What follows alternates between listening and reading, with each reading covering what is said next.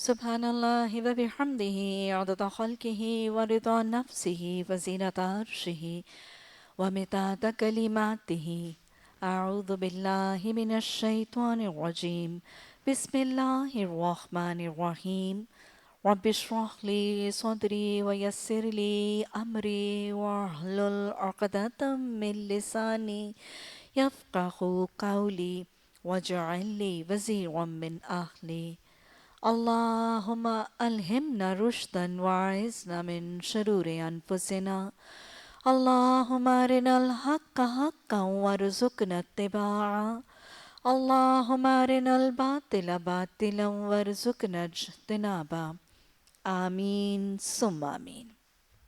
تفسیر سورہ یوسف رکوع نمبر 5 آیت نمبر 36۔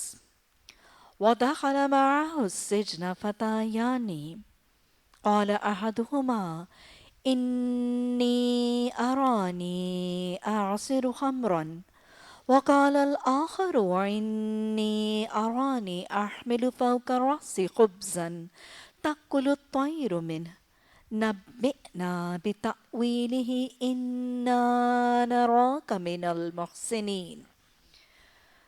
اور وہ داخل ہو گئے ساتھ اس کے قید خانے میں 2 غلام۔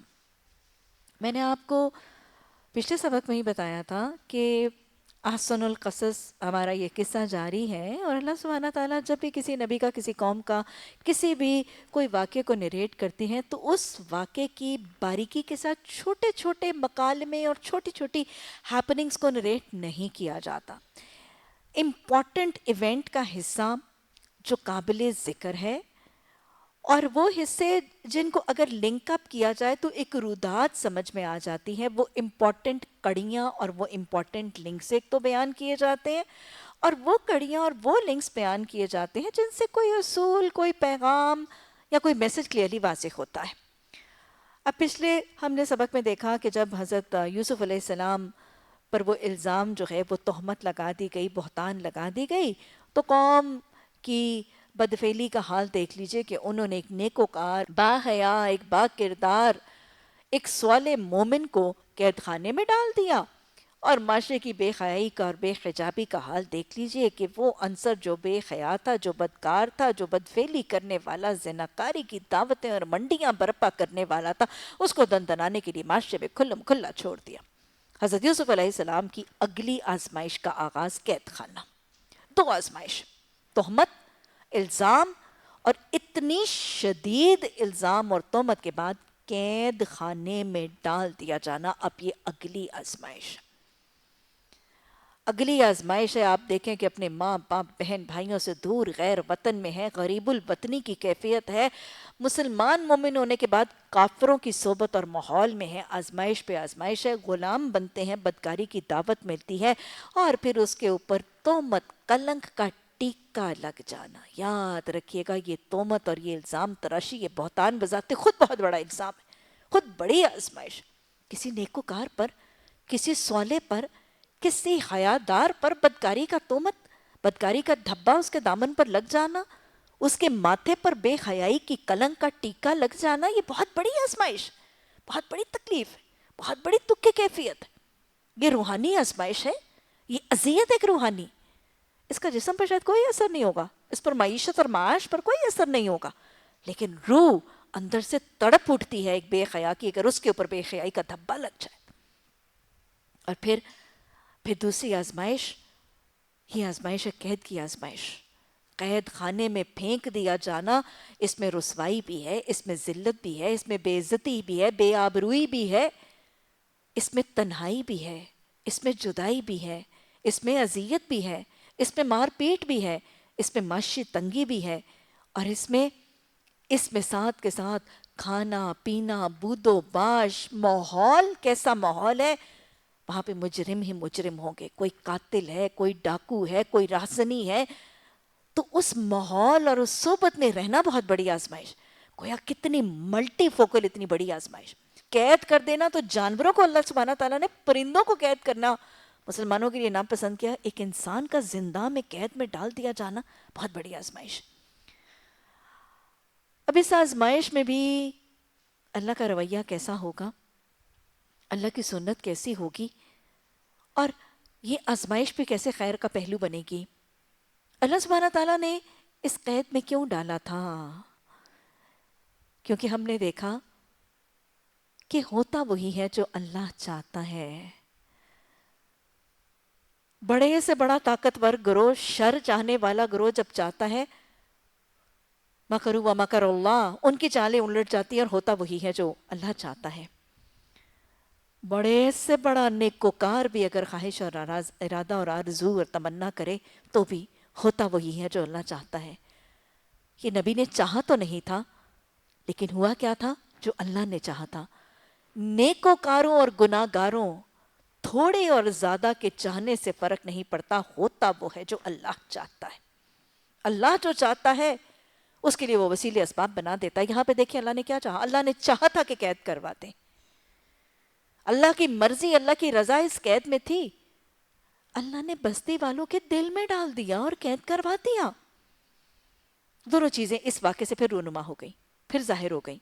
تیسری بات ہم نے دیکھی کہ اللہ جب چاہتا ہے تو اس کے وسیلے سبب اسباب بنا دیتا ہے. اللہ نے بنا دیا جس کا سبب تھا.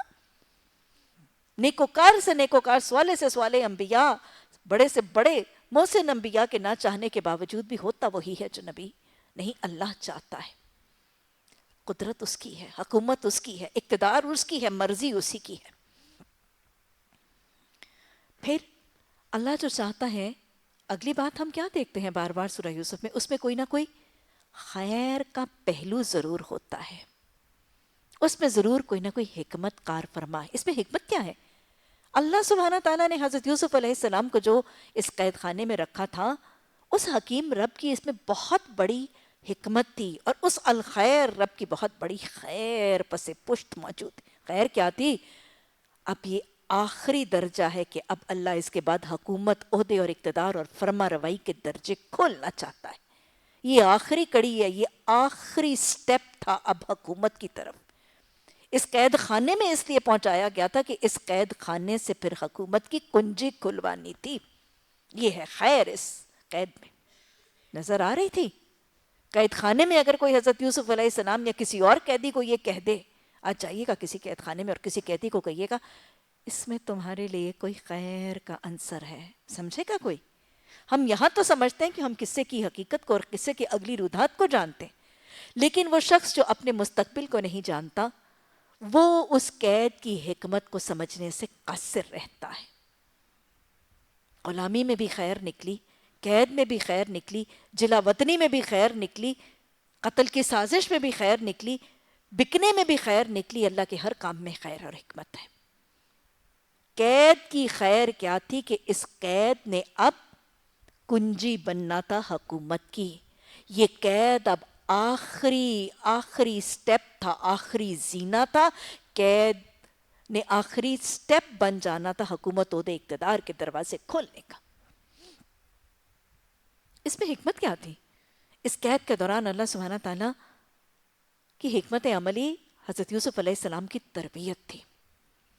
حضرت یوسف علیہ السلام کو اللہ سبحانہ تعالیٰ نے مختلف مراحل میں سے گزارا نا، اپنے کام کا بنا رہے ہیں. باپ کی محبت، نبوت، شفقت، غلامی کے دور میں عزیز مصر کے گھر میں وہ ایکسپوجر، وہ تعلیم، وہ علم، وہ فن، وہ ہنر، وہ فراست، اور اب قید خانے میں کیا سکھایا جا رہا ہے؟ جسمانی طور پر مضبوط کیا جا رہا ہے. قید کے اندر بڑی اونچ نیچ ہوتی ہے، مشقت ہوتی ہے.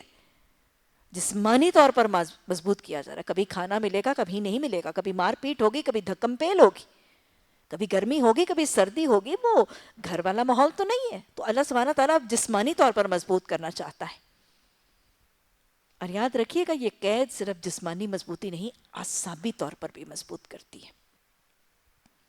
اللہ ایموشنلی مضبوط کرنا چاہتا ہے، فزیکلی ٹف، ہارڈی، ریزیلینٹ کرنا چاہتا ہے. موسیٰ علیہ السلام کی قوم کو صحرا نشین بنا کر یہ معاملہ دیا. مکہ والوں کو منتخب اس لیے کیا کہ وہ ان صفات سے متصف تھے، اور حضرت یوسف علیہ السلام کو اپنا کام کا بنانے کے لیے اس قید خانے میں رکھا تاکہ جسمانی طور پر بھی مضبوط ہو جائیں اور اعصابی طور پر بھی مضبوط ہو جائیں. زندگی کی عیش پرستی سے نکل آئے، سہل پسند، عیش پرست سہولتوں کی زندگی. اسی وجہ سے آج شاید آپ کے ساتھ بھی کچھ سختی کی جا رہی ہے. حکمت سمجھ میں آئی؟ یہ سختیاں رگڑ دیا کرتی ہیں، مانج دیا کرتی ہیں، ریفائن کر دیتی ہیں، پالش کر دیتی ہیں. اللہ اپنے کام کا بنا رہا ہے نا مختلف مراحل میں. اچھا اللہ کے کام کا بننا چاہتے ہیں تو پھر کیا کرنا ضروری ہوگا؟ اپنے آپ کو جسمانی طور پر بھی مضبوط کرنا ہوگا. وہی بات جو میں آپ کو اس دن کہہ رہی تھی، اپنی صحت کا بھی خیال رکھا کریں، اپنی غذا کا بھی خیال رکھا کریں، اپنی بیماری کو بھی بر وقت اٹینڈ کیا کریں. اپنی تکلیف کے لیے نہیں، اپنی بیماری کو میں نے اور آپ نے اب کیوں اٹینڈ کرنا ہے؟ تاکہ کہیں بیماری میرا وقت نہ لے جائے، میری مصروفیت نہ بن جائے، کہیں میری بیماری مجھے کمزور نہ کر دے، کہیں میری بیماری میرے راستے کی رکاوٹ نہ بن جائے، میری تبلیغ اور ارشاد میں وقت اور صلاحیت کی کمی کا ذریعہ نہ بن جائے. انشاءاللہ اگر میں اپنی صحت کا خیال اس نیت سے رکھوں گی تو پھر یہ خیال رکھنا بھی اللہ کے ہاں کیا ہے؟ عبادت کا اجر بن جائے گا. بہرحال اگر اللہ کے راستے میں نکلنا چاہتے ہیں، اس کے کام کا بننا چاہتے ہیں، تو اپنے آپ کو جسمانی طور پر بھی مضبوط کیجیے، اپنے آپ کو اعصابی ایموشنلی بھی مضبوط کیجیے. یہ باتوں باتوں پر رونا دھونا لگڑنا جھگڑنا، حساسیت سے دکھ جانا، یہ اوور سینسٹیو نہیں ہوا کرتا دائی. یہ اپنے مزاج میں سے یہ حساسیت بھی نکال دیجیے. حساس ہونا ہے تو آخرت کے حوالے سے حساس ہوں. لوگوں کی باتوں کے اوپر حساس ہو کے بات بات پر دل جل رہا ہے، کڑ رہا ہے. کڑنا ہے تو کس پر کڑیں؟ معاشرے کی غلط روی پر کڑیں، ارد گرد اللہ کے احکامات کی نفی پر کڑیں. اگر آپ کو کسی نے جلی گٹی سنا دی تو اس پر کڑنا چھوڑ دیجیے، اپنے اعصاب کو مضبوط کر لیجیے، تب یہ کام ہوگا. اللہ سبحانہ تعالیٰ نے یہاں پہ زندہ میں قید خانے میں رکھا تاکہ جسمانی طور پر مضبوط ہو جائیں، عیش پسند زندگی سے رہ کر ذرا ٹف سسٹم آف لائف کے عادی ہو جائیں، اپنی خواہشات کو پابند کرنے کے عادی ہو جائیں، اپنی آرزوؤں کو لگام ڈالنا، کیونکہ قید یہ سب کچھ سکھا دیتی ہے. آزادی کی زندگی قید کی زندگی کے مقابلے میں بہت سی تربیتیں کرتی ہیں. اس حکمت کے پیش نظر اللہ سبحانہ تعالیٰ نے حضرت یوسف علیہ السلام کو اس قید خانے میں رکھا. اچھا قید خانے میں پھر کیا ہوا؟ 2 غلام اور بھی تھے. ایک روز ان میں سے ایک نے کیا کہا؟ میں نے خواب دیکھا ہے کہ میں شراب کشید کر رہا ہوں. خواب برحق ہے، خوابوں کی تعبیر برحق ہے، پوچھی بھی اسے جائے گی جس کے پاس اس کی تعبیر کا علم ہے. دوسرے نے کہا کہ میں نے دیکھا میرے سر پر روٹیاں رکھی ہیں اور پرندے ان کو کھا رہے ہیں. دونوں نے کہا، یعنی دونوں نے آ کے اپنے اپنے خواب حضرت یوسف علیہ السلام کو بتائیں. کوئی چور ہوگا، کوئی ڈاکو ہوگا، کوئی لٹیرا ہوگا، کوئی راہزن ہوگا، کوئی قاتل ہوگا، کوئی پتہ نہیں زانی ہوگا. کیسے کیسے ماحول میں رہ رہے ہیں، لیکن یہاں کے حضرت یوسف علیہ السلام کے ساتھ انٹریکٹ کر رہے ہیں. ہاں سمجھ آئی؟ ایک مومن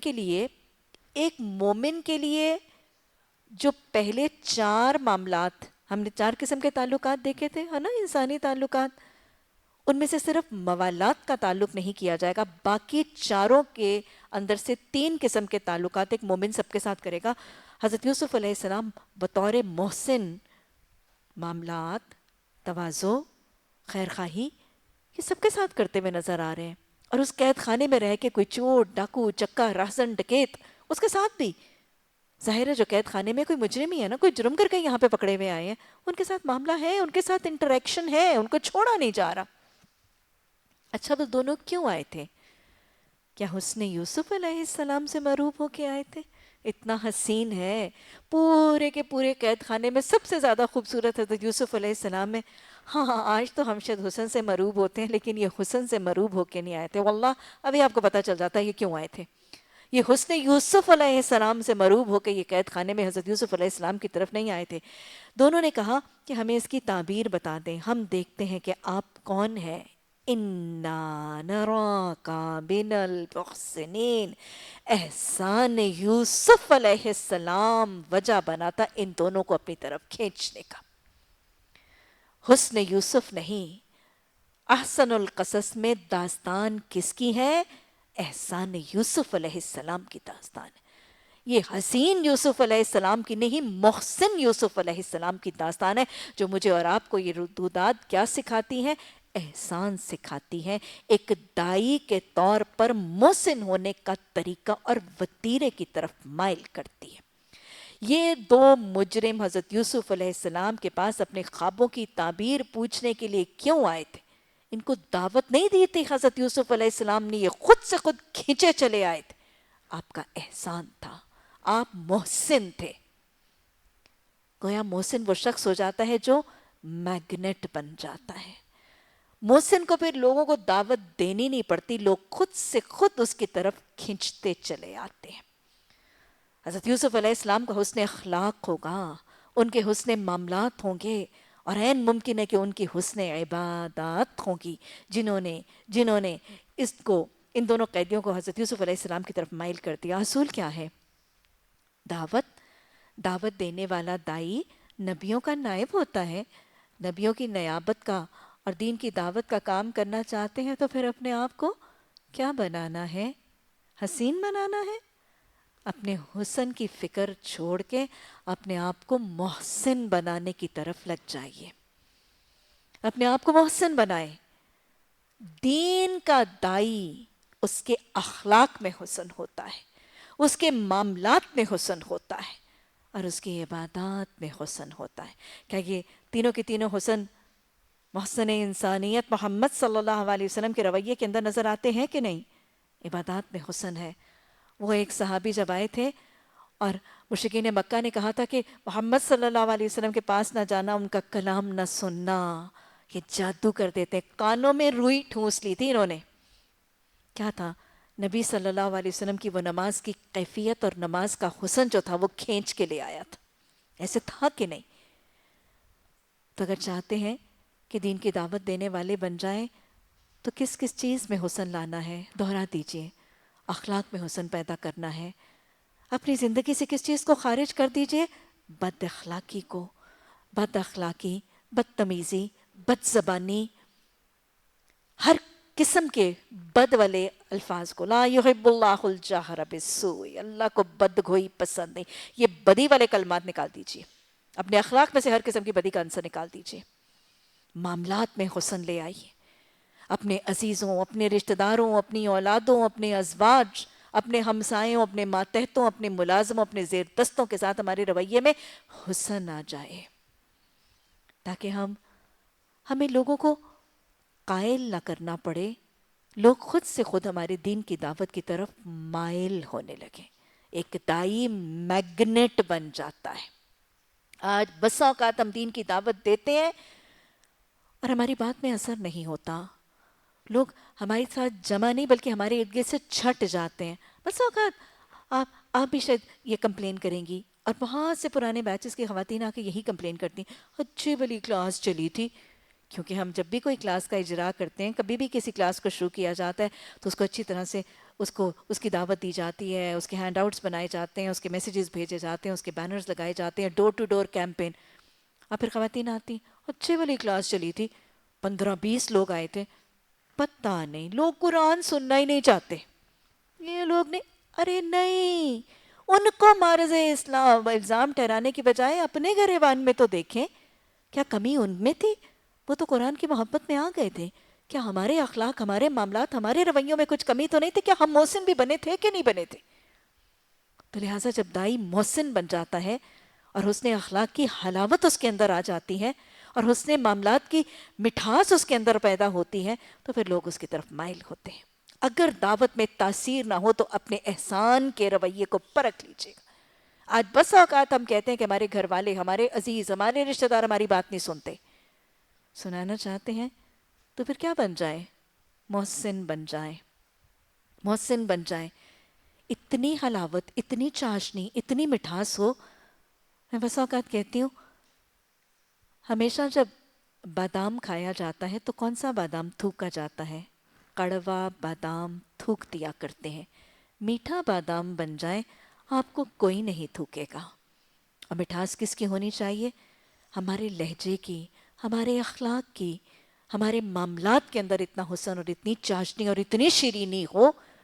گھر میں گھستے سار یہ جو ماتھے کے اوپر شکنے ہیں نا، گھستے سار دروازے سے پہلے اپنے آپ کو دیکھ لیا کریں، کہیں میرے پیشانی کے اوپر شکنے تو نہیں ہیں بد اخلاقی کی۔ کہیں ایسا نہ ہو نا قرآن کی کلاس اٹینڈ کر کے جائیں اور وہ 2 گھنٹیاں کرنے کے بعد اگر دروازہ کھولنے والا ذرا سا تاخیر میں دروازہ کھولے تو ہم ایسے برسیں کہ وہ برسنے والا جس کے اوپر برسے ہیں وہ کہیں گے تو قرآن کلاس پہ جب نہیں جاتی تھی تو قرآن کلاس سے پہلے زیادہ اچھی تھی. ہمیں دیکھنے والے کو، ہمیں پرکھنے والے ہمارے بھائی بہن ہمیں کیا کہیں؟ جیسی تو بہن میری قرآن پڑھنے سے پہلے تھی اس سے زیادہ اچھی بہن تیرے قرآن نے تجھے بنا دیا. جیسی تو بیٹی اس قرآن کو پڑھنے سے پہلے تھی اس سے زیادہ محسنہ بیٹی تیری قرآن اور حدیث کی تعلیم نے تجھے بنا دیا. میرا شوہر یہ کہنے پہ مجبور ہو جائے کہ جیسی تو بیوی میری پہلے تھی اس سے زیادہ مطیع اور محسنہ تیرے قرآن کے زیور نے تجھے بنا دیا. انشاءاللہ پھر وہ ہمارے رشتہ دار ہمارے معاون بن جائیں گے. وَاجْعَلْ لِي وَزِيرًا مِّنْ أَهْلِي. آج اگر ہمارے اہل و عیال ہمارے معاون نہیں بنتے تو شاید اس میں ہمارے احسان کی کمی کا بھی ایک اثر ضرور ہے. اللہ ہمیں حسن اخلاق کے زیور سے راستہ فرما دے. تو گویا یہ کھنچ کر حضرت یوسف علیہ السلام کے پاس آئے تھے خوابوں کی تعبیر پوچھنے کے لیے. کون ہے؟ کافر ہیں، فاسق ہیں، فاجر ہیں، بت پرست ہیں، مشرک ہیں، غیر قوم کے ہیں، ظلم کرنے والی قوم کے ہیں، اور پھر مجرم ہیں، پتہ نہیں کتنے کتنے بڑے گناہگار ہیں. انہوں نے بھی جب حضرت یوسف علیہ السلام سے ان کے خواب کی تعبیر کا سوال کیا تو حضرت یوسف علیہ السلام نے کیا کیا تھا؟ کیا جواب کا انکار؟ کیا جواب دینے سے انکار کیا تھا؟ نہیں نا. کافروں کو، فاسقوں کو، فاجروں کو، مشرکوں کو، بت پرستوں کو، گناہگاروں کو جواب دینے کا انکار نہیں کیا تھا. کیوں؟ کیونکہ حدیث کے الفاظ ہیں جب کسی شخص سے کسی چیز کے بارے میں پوچھا جائے جس کا علم اس کے پاس ہے، اگر وہ اس کے بتانے کا انکار کرے تو قیامت کے دن اس کے منہ میں آگ کی لگام ڈالی جائے گی. علم کی ترسیل، علم کی تبلیغ میں رکاوٹ کہیں نہیں آئے گی، نہ اپنے کو، نہ پرائے کو، نہ دوست کو، نہ دشمن کو، نہ جانی دشمن کو، اور نہ ہی اپنے خلیل دوست کو. ہر ایک کو دعوت دی جائے گی، ہر ایک کو علم پہنچایا جائے گا. یاد رکھیے گا خدا داد علم اس علیم علام الغیوب رب کا ایک امانت ہے، اور اس علم کے خزانے کو لوگوں تک پہنچانے میں بخل کرنا، کنجوسی کرنا، سستی کرنا اس امانت میں بدترین خیانت ہے. اللہ ہمیں اس خیانت سے بچنے کی توفیق عطا فرمائے. اچھا، حضرت یوسف علیہ السلام کو جب خوابوں کی تعبیر کا علم پوچھا گیا تو آپ نے انہیں خوابوں کی تعبیر کا علم بتایا. اصول واضح ہو چکے. حضرت یوسف علیہ السلام نے سوال کا جواب کیسے دیا؟ کیا کہتے ہیں؟ اب ان کا مکالمہ. یہاں جو کھانا تمہیں ملا کرتا ہے اس کے آنے سے پہلے میں تمہیں ان خوابوں کی تعبیر بتا دوں گا. گویا حضرت یوسف علیہ السلام نے ان دونوں قیدیوں سے وعدہ کر لیا. ایک مومن کافر، فاسق، فاجر ہر ایک سے وعدہ کر سکتا ہے، لیکن جب مومن وعدہ کرتا ہے تو اسے کیا کرنا ہے؟ ایفائے عہد کرنا ہے. آپ دیکھیں گے کہ جب حضرت یوسف علیہ السلام نے وعدہ کیا تھا اپنے وعدے کو نبھایا تھا. یہ جو نے کہا کہ یہاں کھانا ملا کرتا ہے، آپ کو پتہ ہے قید خانوں میں کھانا تو قیدیوں کو ملا کرتا ہے، اور وہ پابند سلاسل اور زنجیروں میں جکڑے ہیں جیسے بھی ہیں ان کی قیدی کیفیت وہیں مل جایا کرتا ہے. اور قید خانوں میں کھانے کا خاص وقت متعین ہوتا ہے اور اس وقت سے اور اسی وقت میں وہ کھانا دیا جاتا ہے، اور عموماً قید خانوں میں کھانا جو ہے وہ 2 وقت ہی دیا جاتا ہے. بہرحال حضرت یوسف علیہ السلام نے بڑی حکمت عملی سے ان قیدیوں کو جنہوں نے خواب کی تعبیر پوچھی تھی ان کو حکمت عملی سے کہا کہ ہاں ہاں میں تمہیں تمہارے خواب کی تعبیر بتاتا ہوں، میں تمہیں بھی تمہارے خواب کا جواب بتاتا ہوں، لیکن میں تمہیں نا وہ جو کھانا ہے نا کھانے کے آنے سے پہلے پہلے میں تمہیں بتا دوں گا. یہ طریقہ حضرت یوسف علیہ السلام نے کیوں کیا؟ ان کو اپنے دام میں لانے کے لیے، ان کو پکڑنے کے لیے، امید دلانے کے لیے. کیوں؟ کیونکہ حضرت یوسف علیہ السلام یہ لوگ جب ان کے پاس اپنے کسی کام، کسی ضرورت، کسی حاجت کے لیے آئے تھے تو حضرت یوسف علیہ السلام wanted to make the best out of this opportunity. یہ جو موقع ملا تھا ان مجرموں کے ساتھ انٹریکٹ کرنے کا، حضرت یوسف علیہ السلام اس موقع اور محل سے فائدہ اٹھا کے ان کو اللہ کے دین کی دعوت دینا چاہتے تھے. لیکن امکان کیا تھا کہ وہ لوگ جو خواب کی تعبیر پوچھنے کے لیے آئے تھے وہ تعبیر پوچھ رہے تھے اور حضرت یوسف علیہ السلام انہیں توحید کا اور شرک کی نفی کا درس دینے لگتے. تو کیا امکان تھا کہ وہ کہتے لو ہم پوچھ کچھ اور رہے ہیں اور اس نے کوئی اور ہی کہانی شروع کر دی ہے. وہ کیا ہوتے؟ وہ نا امید ہو کے، بدظن ہو کے بات سنی چھوڑ دیتے اور چلے جاتے اپنا بستر بوریاں اٹھا کے. تو اللہ کہ اس رسول صلی اللہ علیہ وسلم، اس رسول نے، حضرت یوسف علیہ السلام نے یہ دعوت بھی دی، لیکن بڑی حکمت سے، بڑی سمجھ سے، کہ دعوت سے پہلے ان کو اس بات کا دانہ ڈال دیا کہ میں تمہیں بتا دوں گا، تاکہ وہ تحمل سے بیٹھے رہیں، اٹھ کے چلے نہ جائیں، اور جو بات حضرت یوسف علیہ السلام سنانا چاہتے ہیں ان کو وہ سن لیں۔ کیا اصول مل رہا ہے؟ جب دین کی دعوت دیتے ہیں نا تو بڑی حکمت سے دینی پڑتی ہے، بڑے پاپڑ بیلنے پڑتے ہیں، اپنا دماغ، اپنے سوچ، اپنا لائے عمل، اپنے سارے ٹیکٹکس حاضر رکھا کریں، اور کوئی موقع، کوئی محل، کوئی سچویشن، کوئی اپرچونٹی ہاتھ سے نہ جانے دیں، اور دین کی دعوت ضروری پہنچا دیا کریں۔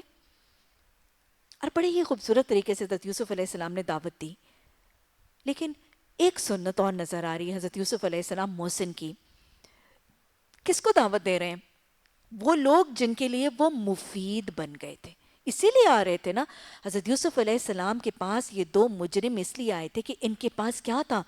حضرت یوسف علیہ السلام کے پاس وہ تھا جو پورے قید خانے میں اور کسی کے پاس نہیں تھا۔ حضرت یوسف علیہ السلام کے پاس کوئی ایک چیز ایسی تھی جو کہیں اور نہیں مل رہی تھی، وہ علم تھا جو لوگوں کو ان کی طرف کھینچ کے لایا تھا۔ کوئی فیض تھا جو حضرت یوسف علیہ السلام ان لوگوں کو دے سکتے تھے، کوئی فائدہ تھا جو ان کو پہنچا سکتے تھے، جس کی وجہ سے لوگ ان کے پاس آ رہے تھے۔ اور جب وہ فائدہ پہنچانے لینے کے لیے لوگ ان کے پاس آتے تھے تو حضرت یوسف علیہ السلام اس موقع سے فائدہ اٹھا کے ان کو دین کی دعوت دیتے تھے۔ میرے اور آپ کے لیے اصول کیا ہے؟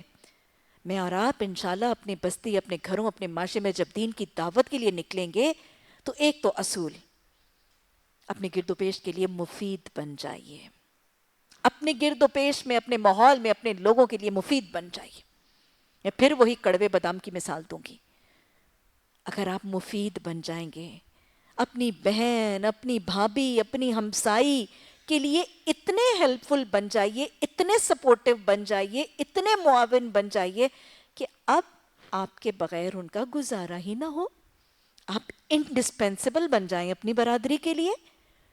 ان کی خوشیاں، مطلب ان کے جا جا کے کام کرنا، ان کی جا جا کے خدمتیں کرنا، ان کی معاونتیں کرنا، ان کی ہیلپ کرنا، ان کی ہر سچویشن میں you have to be there, indispensable بن جائیے اپنے گرد و پیش کے لیے۔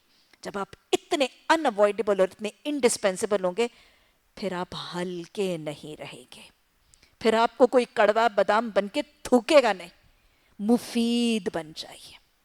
اپنے معاشرے، اپنی برادری، اپنے گھر، اپنے رشتہ داروں، اپنی بستی، اپنے ماحول میں ایک مفید عنصر بن جائیں۔ پرکھیں، آپ کے پاس بہت سی صلاحیتیں ہیں، مختلف لوگوں کے پاس مختلف صلاحیتیں ہوں گی، اپنی صلاحیتوں کو پرکھیں۔ میں اپنے ماحول میں اپنی کون سی صلاحیت کو ایسے استعمال کر سکتی ہوں کہ میں سب کے لیے مفید بن جاؤں؟ پرکھیے گا، اور پھر اپنی اس صلاحیت کو خوب خوب بہتر بنائیں، اس کو چمکائیں، اور پھر اپنے لوگوں کے لیے اتنے مفید بن جائیں کہ وہ آپ کو اوائڈ ہی نہ کر سکیں۔ آج جب ہم دین کا لبادہ اوڑھتے ہیں، ہم دین کی دعوت میں آتے ہیں، دین کا رنگ اپناتے ہیں، اس سے پہلے ہم ہلکے ہی اتنے ہوتے ہیں، ان امپورٹنٹ ہی اتنے ہوتے ہیں، ہم غیر ضروری ہی اتنے ہوتے ہیں کہ ہم ایسے مکھن میں سے بال کی طرح نکال کے باہر پھینک دیے جاتے ہیں، اور ہمارے بغیر فرق ہی کوئی نہیں پڑتا۔ تو اپنے آپ کو پہلے اپنا وزن بڑھائیں، اپنی صلاحیتیں بہتر کریں، تاکہ آپ اپنے ماحول کے لیے اتنے مفید ہو جائیں کہ مکھن کے بال کی طرح آپ کو کوئی نکال کے آپ کو پھینکا جا ہی نہ سکے۔ آپ کی بہن کا آپ کے بغیر گزارا نہ ہو، آپ کی ہمسائی کا آپ کے بغیر گزارا نہ ہو، آپ کے کسی ارد گرد کے ماحول میں آپ پر ڈپینڈنٹ ہو جائیں لوگ۔ آپ کا شوہر آپ پر اتنا ڈپینڈنٹ ہو، آپ کی بہن آپ پر اتنی ڈپینڈنٹ ہو کہ وہ آپ کے بغیر زندگی کا تصور نہ کر سکے۔ جب آپ بھاری اور بوجھل ہوں گے، آپ باوزن ہوں گے، آپ بارسوخ ہوں گے، پھر لوگ آپ کی بات سنیں گے۔ دوسرا اصول پتہ چل گیا دعوت کا؟ آج ایک میں نے اخلاق اور حسن کی بات بتائی، اپنے آپ کو جسمانی اور اعصابی طور پر مضبوط کرنے کا طریقہ بتایا، اور پھر آج ہم نے دیکھا ہم نے اپنے معاشرے میں مفید بننا ہے۔ اب مفید بننے کے بعد جب اس فائدے سے جو میں معاشرے کو اور ماحول کو دے رہی ہوں، فائدہ اٹھانے کے لیے جب لوگ میرے پاس آئیں گے تو پھر میں موقع غنیمت جان کے ان کو حالات اور واقعات کے مطابق دین کی اور قرآن کی دعوت گاہے بگاہے حکمت سے پہنچاتی رہوں گی۔ یہ دعوت کا ایک طریقہ ہے جو حضرت یوسف علیہ السلام نے بہت حکمت عملی سے اپنایا. میں خود دیکھتی ہوں کہ میں نے اپنی اس میڈیسن کو بہت دفعہ استعمال کیا ہے. اس ڈاکٹری کی وجہ سے، میرے اس پیشے کی وجہ سے بہت دفعہ لوگ میرے پاس آتے ہیں اور اس کا فائدہ اٹھا کے، کیونکہ ظاہر ہے اس وقت انہوں نے مجھ سے دوا لکھوانی ہوتی ہے اور میرے پاس نسخے کے لیے آتے ہیں، اور آنا ہی ہوتا ہے. اللہ کسی کو بیمار نہ کرے، لیکن جب کوئی اپنی ضرورت سے آتا ہے تو میں اس موقع سے فائدہ اٹھا کے، اور یہ طریقہ میں نے سورہ یوسف سے ہی سیکھا تھا. یہ طریقہ حقیقتاً میں آپ کو بتاؤں، میں نے حضرت یوسف علیہ السلام کی سنت سے سیکھا. اللہ ہمیں گہرائی سے قرآن کو سمجھ کے اس کو اپنی زندگی میں رنگ لانے کی توفیق عطا فرمائے. تو اپنی اپنی صلاحیتیں اور اپنی اپنی چیزوں کو پرکھیں، اور اگر کوئی صلاحیت نہیں ہے تو پھر صلاحیتیں لائیں بھی تو صحیح. یاد رکھیے گا، ہم دیندار سمجھتے ہیں کہ بس ہم نے دین پڑھ لیا تو بس ہم صرف مبلغ بنیں گے اور باقی ہر کام میں نکمے ہوتے ہیں. نہیں، نکمے ہوں گے تو کام نہیں چلے گا. مفید بنیے، فیض دینے والا بنیے، اور پھر جب فیض دینے کے لیے لوگ آپ کے پاس آئیں تو پھر مال کے حریص اور دنیا کے حریص بن کے ان سے صرف دنیا نہ لے لیں. کیا کریں؟ انہی کے ذریعے اپنی عاقبت بھی سنوارنے کا، ان کی بھی اور اپنی بھی عاقبت سنوارنے کا طریقہ اختیار کریں. حضرت یوسف علیہ السلام نے خداداد علم جو دیا گیا تھا اس کو استعمال کیا. اپنے ہر خداداد علم کو دین کی دعوت کا معاون بھی بنانا ہے. یہ بھی اصول مل رہا ہے. اچھا، تسلی دے دی، بھاگنا نہ. میں بھی کچھ اور پہلے کہوں گا، لیکن اس کے بعد تمہارے کام کی بات بھی تمہیں کہہ دوں گا، ہے نا؟ پھر پتہ چلا کتنے پاپڑ بیلنے پڑتے ہیں اور کتنی سمجھداری کے ساتھ لوگوں کو پہلے ٹریپ کر لیجئے نا. جیسے میں بھی کہہ رہی تھی، ہم نے آپ کو پہلا سال ٹریپ کیا، اب ہم آپ پہ سختی کریں گے، اب تو آپ قابو میں ہیں، ہے نا؟ تو معاملہ ایسا ہی. حضرت یوسف علیہ السلام نے کہا میں تمہیں کچھ بات بتاؤں گا، لیکن میں تمہاری تعبیر تمہیں بتا دوں گا. یہ علم ان علوم میں سے ہے جو میرے رب نے مجھے عطا کیا. وہ کس چیز کے پیچھے آئے تھے؟ علمی سے تو روب کھا کے آئے تھے. یہ مجرم، یہ قیدی حضرت یوسف علیہ السلام کے علم الرؤیات، تعبیر کے علم سے تو روب میں آئے تھے، اسی سے تو فیض پانے آئے تھے. حضرت یوسف علیہ السلام نے کیا کیا؟ اپنی خداداد نعمت پر کیا تکبر، کیا فخر، کیا اکڑ، کیا کوئی گھمنڈ کا شائبہ بھی ہے؟ یہ نہیں کہا دیکھا. کوئی عام شخص ہوتا تو شاید یہی کہتا میرے پاس کتنا علم ہے، دیکھا نا میرے علم کی وجہ سے آئے نا میرے پاس. نہیں، کوئی تکبر نہیں، کوئی گھمنڈ نہیں، کوئی فخر نہیں، کوئی اترانے کا طریقہ نہیں. اور پھر اس علم کو اپنی بڑائی جتانے کے لیے نہیں، لوگوں کو اپنے سے جوڑنے کے لیے نہیں. اس علم کو کس کے لیے استعمال کیا ہے؟ اس علم کو اللہ سے جوڑنے کے لیے استعمال کیا ہے. وہ خدا داد نعمت جو رب دیتا ہے، ایک دائی حق خدا داد نعمتوں کو استعمال کرتا ہے بندوں کو اپنی بڑائی دکھانے کے لیے نہیں، بندوں کے دلوں میں انانیت بتانے کے لیے نہیں، شخصیت پرستی کے لیے ایک دائی نہیں کام کرتا. ایک دائی کام کرتا ہے تو اخلاص سے اللہ کے بندوں کو جس رب نے وہ نعمت اسے دی ہے اسے جوڑنے کے لیے. جس رب نے وہ نعمت دی ہے اس رب کی پہچان دینے کے لیے. میرے علم سے مروب ہو کے آئے ہو تو پھر وہ میں اصل علم کے ذریعے کے ساتھ تمہیں جوڑ دیتی ہوں، اس اصل علیم کی پہچان تمہیں دے دیتی ہوں. دین کی دعوت میں کہیں شخصیت کو بیچ میں مت آنے دیجیے گا. دین کی دعوت میں انانیت کو اپنا عنصر مت بننے دیجیے گا. دین کی دعوت میں خود پرستی کو کبھی بیچ میں مت لائیے گا. دین کی دعوت میں سیلف تعارف کو کبھی بیچ میں مت لائیے گا. دین میں اللہ اخلاص مانگتا ہے، خلوص مانگتا ہے. بے غرض ہو کے کام کرنا اللہ کو پسند ہے. اپنی ذات سے، اپنی نفس سے، اپنے تشخص سے، اپنی انا سے بے خود ہو کے رب کا تعارف کروانا یہ دین کے دائی کا طریقہ ہے. اچھا، جس علم سے مروب ہو کے آئے تھے اس علم کے ذریعے، اچھا میں تمہیں بتاؤں جس علم سے امپریس ہوا وہ جس رب نے دیا اس کو پہچانو، مجھے نہ پہچانو. یہ علم تو ان علوم میں سے ہے جو میرے علیم رب نے مجھے دیا ہے. واقعہ یہ ہے کہ میں نے ان لوگوں کا طریقہ چھوڑ کے جو اللہ پر ایمان نہیں لاتے اور آخرت کا انکار کرتے ہیں. یہ جو حضرت یوسف علیہ السلام کا یہ خطبہ اور یہ طریقہ ہے نا، میرے اور آپ کے لیے بہت بڑی رہنمائی کرتا ہے. حضرت یوسف علیہ السلام مخاطب ہیں دو مجرموں سے، مشرکوں سے، بت پرستوں سے. رائٹ اوے یہ نہیں کہا میں نے تمہارا طریقہ چھوڑ دیا. اوئے تم بت پرست، تم مشرک، تم کہاں بتوں سے بات کرنے والے میرے پاس آ گئے، ان کی تنقید نہیں کی. ان کی تنقید، ان کی تضحیک، ان کی کرٹیسزم، ان کے عمل، ان کے عبادات، ان کے دین، کسی چیز کو ٹچ ہی نہیں کیا. اس پر تبصرہ ہی نہیں ہے، اس پر بات ہی نہیں ہے، اس پر ڈیبیٹ ہی نہیں ہے، ڈائریکٹلی بھی نہیں، انڈائریکٹلی بھی نہیں. ان سے ان کا عقیدہ نہیں پوچھا، ان سے ان کا مسلک نہیں پوچھا، کچھ بھی نہیں پوچھا.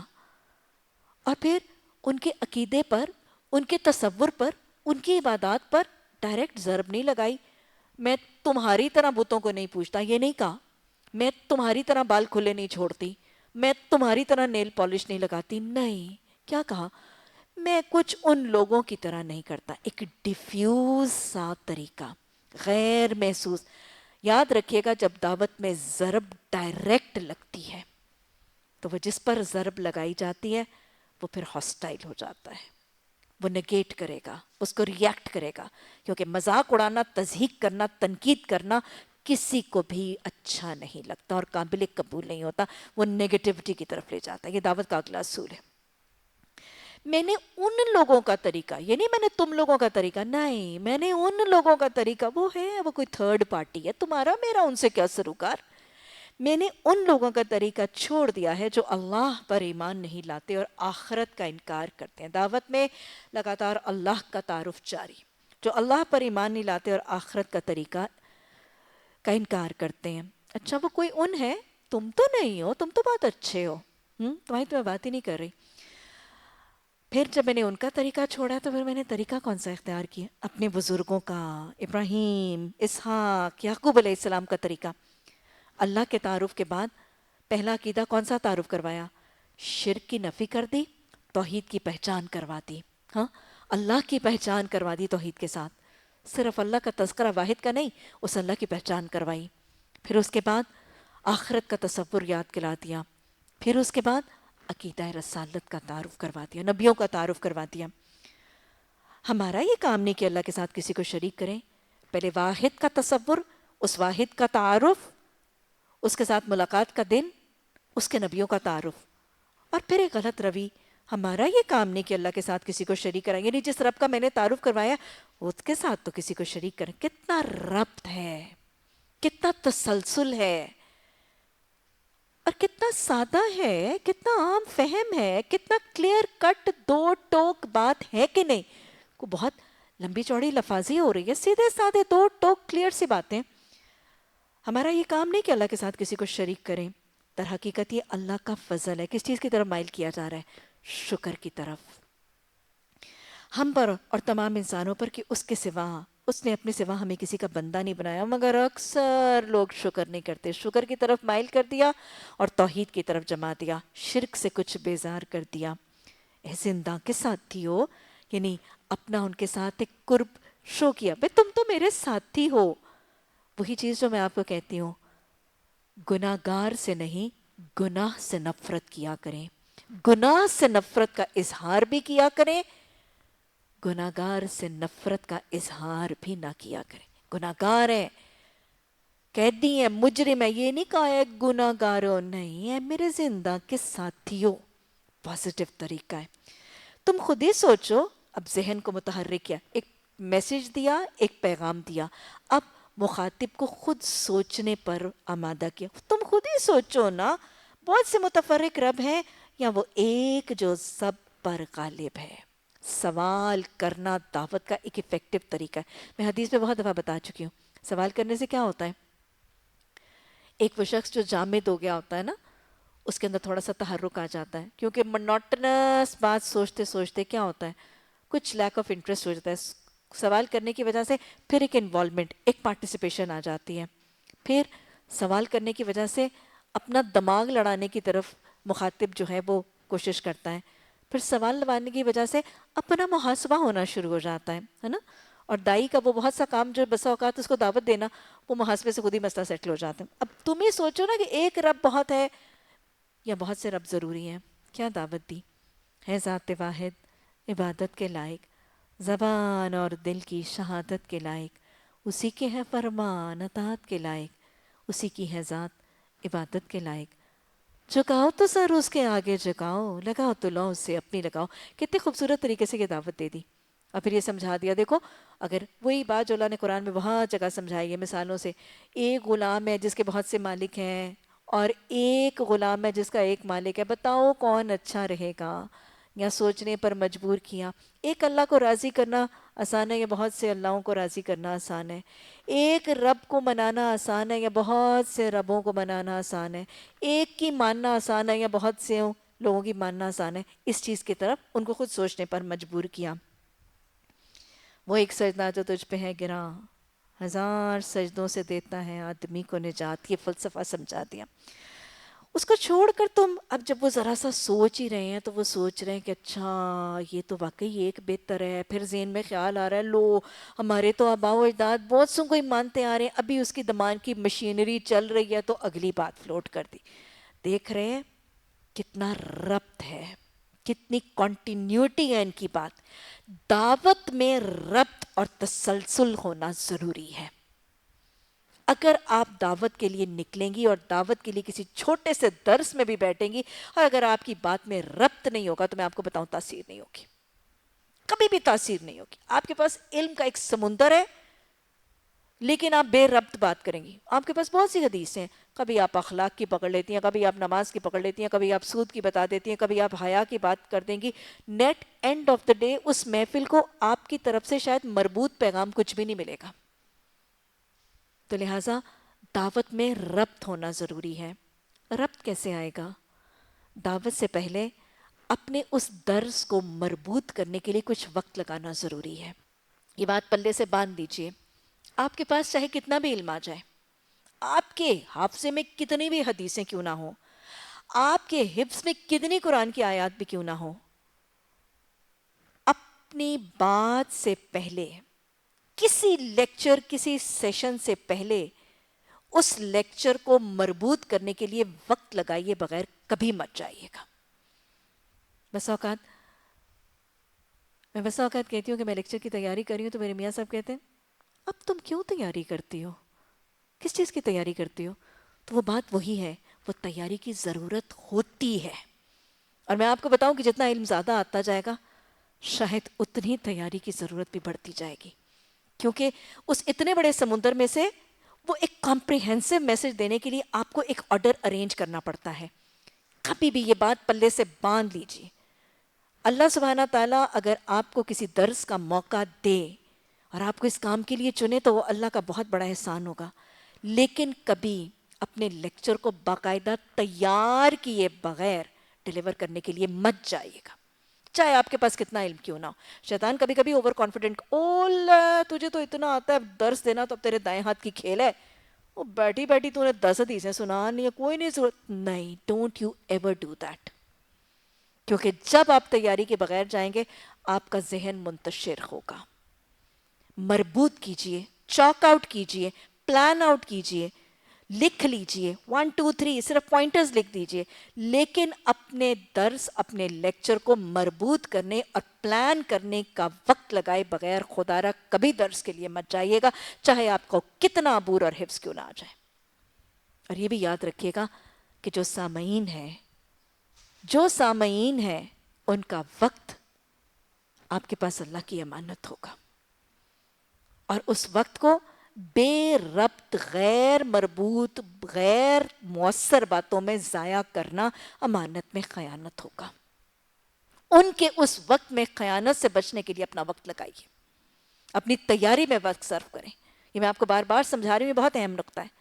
آپ کے پاس ذرا سا قرآن اور حدیث میں عبور آ گیا تو شاید شیطان کان پہ یہ تھپکی دے گا، ابھی تو نے کوکنگ بھی کرنی ہے. اور ہم خواتین کے ہاتھ بہت ہی مصروف ہوتے ہیں، یہ تھپکی دے گا. ارے 1000 دفعہ تو نے والدین کے ٹاپک پہ بات کی ہے، کوئی نہیں، وہ خود ہی آ جائیں گی. نہیں آئیں گی، آپ کو پھر بتا رہی ہوں، نہیں آئیں گی. اس وقت لوگوں کا وقت آپ کے پاس امانت ہوگا، ان کا قیمتی وقت ضائع نہ کیجیے گا. اور پھر یاد رکھیے جو ایک دفعہ آئیں گے وہ شاید پھر نہیں آئیں گے اگر آپ کی بات میں ربط نہ ہوا. اپنے دروس کی باقاعدہ تیاری کیجیے گا، ساری زندگی کیجیے گا، اور باقاعدہ اس تیاری پر وقت لگائیے گا اور اس کو تیاری پر توجہ دیجیے گا. اور ویسے بھی اپنی بات میں کہ ربط رکھیں. ایک کنٹینیوٹی اسپیچ میں ہوتی ہے تو وہ اثر کرتی ہے. بہرحال حضرت یوسف علیہ السلام کا یہ خطبہ بہت ہی زیادہ مربوط سا خطبہ ہے. اب تم سوچو. اچھا جب وہ سوچنے لگے ہیں تو جو ان کی سوچ میں ہے نا وہ اس کو ہٹ کر رہے ہیں. کتنا پینس کے ساتھ خطبہ تیار کیا ہے نا. اچھا اس کو چھوڑ کے جن کی تم بندگی کر رہے ہو نا وہ اس کے سوا کچھ نہیں ہے کہ بس چند نام ہے جو تم نے اور تمہارے باپ دادا نے گھڑ لیے ہیں. اللہ نے اس کے لیے کوئی سند نازل نہیں کی. ہمیشہ جب دعوت دیں تو لوگوں کو اپنے ساتھ جوڑنے کی بجائے کس چیز پر یہ میں کہہ رہی ہوں از ناٹ امپورٹنٹ. جب بھی آپ نے کوئی کام کرنا ہے آپ نے اس لیے نہیں کرنا کہ میں کہہ رہی ہوں. لوگوں کو سکھانا کیا ہے؟ حاضرین سامعین قارئین کو سنانا اور سکھانا کیا ہے کہ جب کوئی عبادت، جب کوئی عمل، جب کوئی چیز کرو قرآن و حدیث کی سند ڈھونڈو. یہ تربیت کرنی اپنی دعوت میں بہت زیادہ ضروری ہے.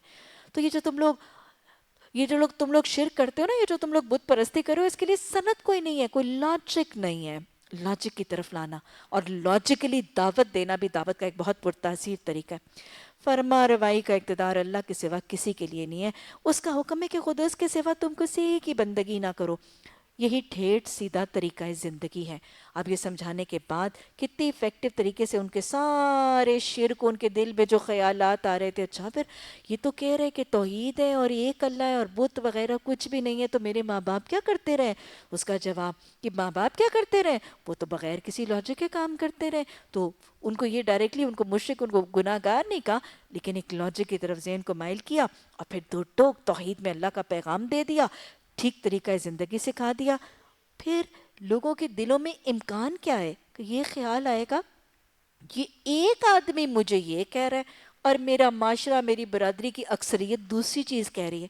کتنی حکمت سے کہا وَلَكِنَّ أَكْثَرَ النَّاسِ لَا يَعْلَمُونَ، لیکن اکثر لوگوں کو پتہ نہیں ہے. تو وہ جو ایک رجحان آنے کا امکان تھا نا کہ میجورٹی تو کچھ اور کہہ رہی ہے، تو بڑی حکمت سے حضرت یوسف علیہ السلام نے یہ بھی کہہ دیا میجورٹی کے پیچھے کوئی نہ جانا، کیونکہ میجورٹی کے پاس علم نہیں ہے. کیونکہ یہ پیچھے کس چیز کے آئے تھے حضرت یوسف علیہ السلام کے؟ علمی سے تو مروب ہو کے آئے تھے. تم میرے پاس اس لیے آئے ہو کہ تمہارے پاس علم نہیں تھا، تمہارے ارد گرد لوگوں کے علم نہیں تھا. اچھا یہ علم کی کمی اگر تمہیں تعبیر نہیں بتا سکتی تھی تو یہ علم کی کمی تمہیں زندگی کا راستہ بھی نہیں بتا سکے گی. بڑی حکمت سے یہ دعوت دی ہے. جہاں یہ سارے اصول جو میں بیچ میں گاہے بگاہے بتاتی رہی ہوں دعوت کے حوالے سے، وہاں دعوت کے حوالے سے کچھ اور اصول بھی نظر آ رہے ہیں. حضرت یوسف علیہ السلام کا دعویٰ کی یہ چھوٹا سا خطبہ ہے. حضرت یوسف علیہ السلام کا یہ خطبہ بہت مختصر ہے، بہت مختصر ہے، بہت مختصر اور بہت شارٹ ہے. تو اپنی دعوت جب اس انداز میں چلتے پھرتے کہیں دینی ہے تو اس کو بڑا مختصر رکھیں. اور پھر مختصر نہیں ہے، بڑا جامع بھی ہے، بڑا کمپریہنسو ہے. مختصر ہے، جامع ہے، کلیئر کٹ ہے، دو ٹوک بات سمجھ میں آ رہی ہے، سیدھا سادہ ہے، عام فہم ہے، روزمرہ زندگی کے حالات پر ایک ہلکا سا تبصرہ اور اس میں سے ہی مثالیں ہیں. کوئی لفاظی نہیں ہے، کیونکہ دائی اپنی ذات سے متاثر نہیں کرنا چاہ رہا نا، لوگوں کو بات سمجھانا چاہ رہا ہے. لفاظی نہیں ہے، کوئی شعر شاعری، کوئی لمبی چوڑی کوئی گفتگو کوئی ہے ایسی، کوئی گھمبیر گفتگو نہیں ہے. سیدھی سادھی کلیئر کٹ، دو ٹوک، کمپریہنسو، مربوط مگر جامع بات ہے اور بڑا پر تاثیر ہے یہ خطبہ. اچھا ہمیں بھی زندگی میں بہت سے موقع ملیں گے. آپ اسکول کسی بچی کو لینے کے لیے گئی ہیں، آپ یہاں سے اپنے شہر بس پہ جا رہی ہیں، آپ کے ساتھ ایک مسافر آپ کی بہن بیٹھ جاتی ہے. زندگی میں ہمیں انٹریکشن کے بہت سے موقع ملتے ہیں، اور یہ سبھی زندگی کے موقع جہاں ہم اپنی سوسائٹی میں لوگوں کے ساتھ انٹریکٹ کر رہے ہیں، یہ سب کیا ہے؟ یہ دعوت ہی کے تو موقع ہیں جو میرا رب دیتا ہے. تو ایسے تمام حالات کے لیے یہ میں سب کو کہہ رہی ہوں، اپنے چھوٹے چھوٹے افیکٹو مؤثر خطبے تیار کر لیجئے. آپ کسی وفات کے موقع پر جاتی ہیں، آپ کسی خوشی کے موقع پر جاتی ہیں، آپ کسی کے ساتھ انٹریکٹ کر رہی ہیں، بلنگ کاؤنٹر پہ جا رہی ہیں، آپ کے ساتھ کوئی بیٹھا ہوا ہے. میں پھر کہہ رہی ہوں یہاں سے لے کے آپ ریل کا سفر کر رہی ہیں، ڈیوو کا سفر کر رہی ہیں، آپ جہاز میں سفر کر رہی ہیں، آپ بچی کو اسکول سے لینے گئی ہیں، اس کے ساتھ کسی اور بچی کی والدہ بیٹھی ہوئی ہے. کتنے موقع ہوتے ہیں انٹریکشن کے؟ تو یہ سوشل انٹریکشن کے سارے موقعوں سے فائدہ اٹھایا کریں. ہوتا کیا ہے ہمارے پاس جب ہمیں موقع ملتا ہے ہمارے پاس بات کرنے کا مواد ہی کوئی نہیں ہوتا. کیوں؟ اس وقت پھر ہم سوچنے لگتے ہیں اب میں کیا کہوں, کون سی حدیث لاؤں.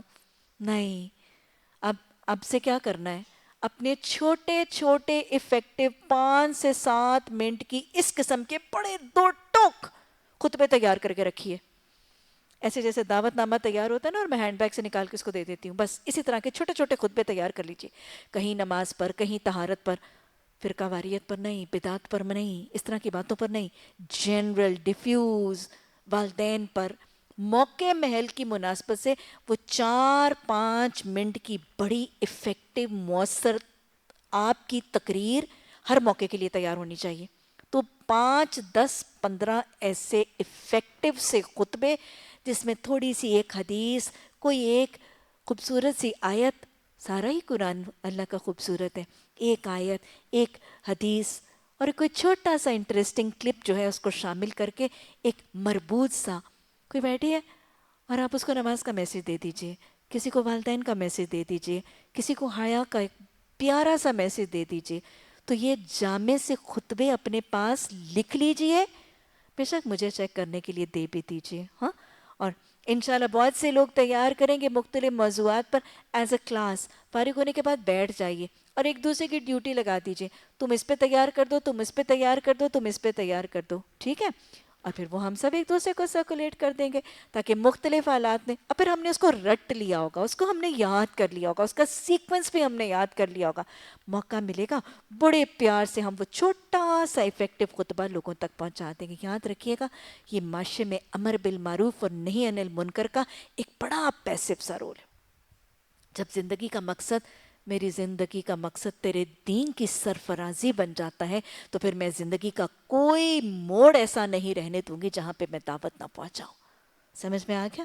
اللہ نے آپ کو داعیہ کے کام کے لیے اگر منتخب کیا ہے تو اپنی زندگی کے صبح و شام کو اس دعوت کے لیے باپ نے اور میں نے مختص کرنے کا ارادہ کر لیا. اللہ قبول کر لے, اللہ اس میں برکت ڈال دے.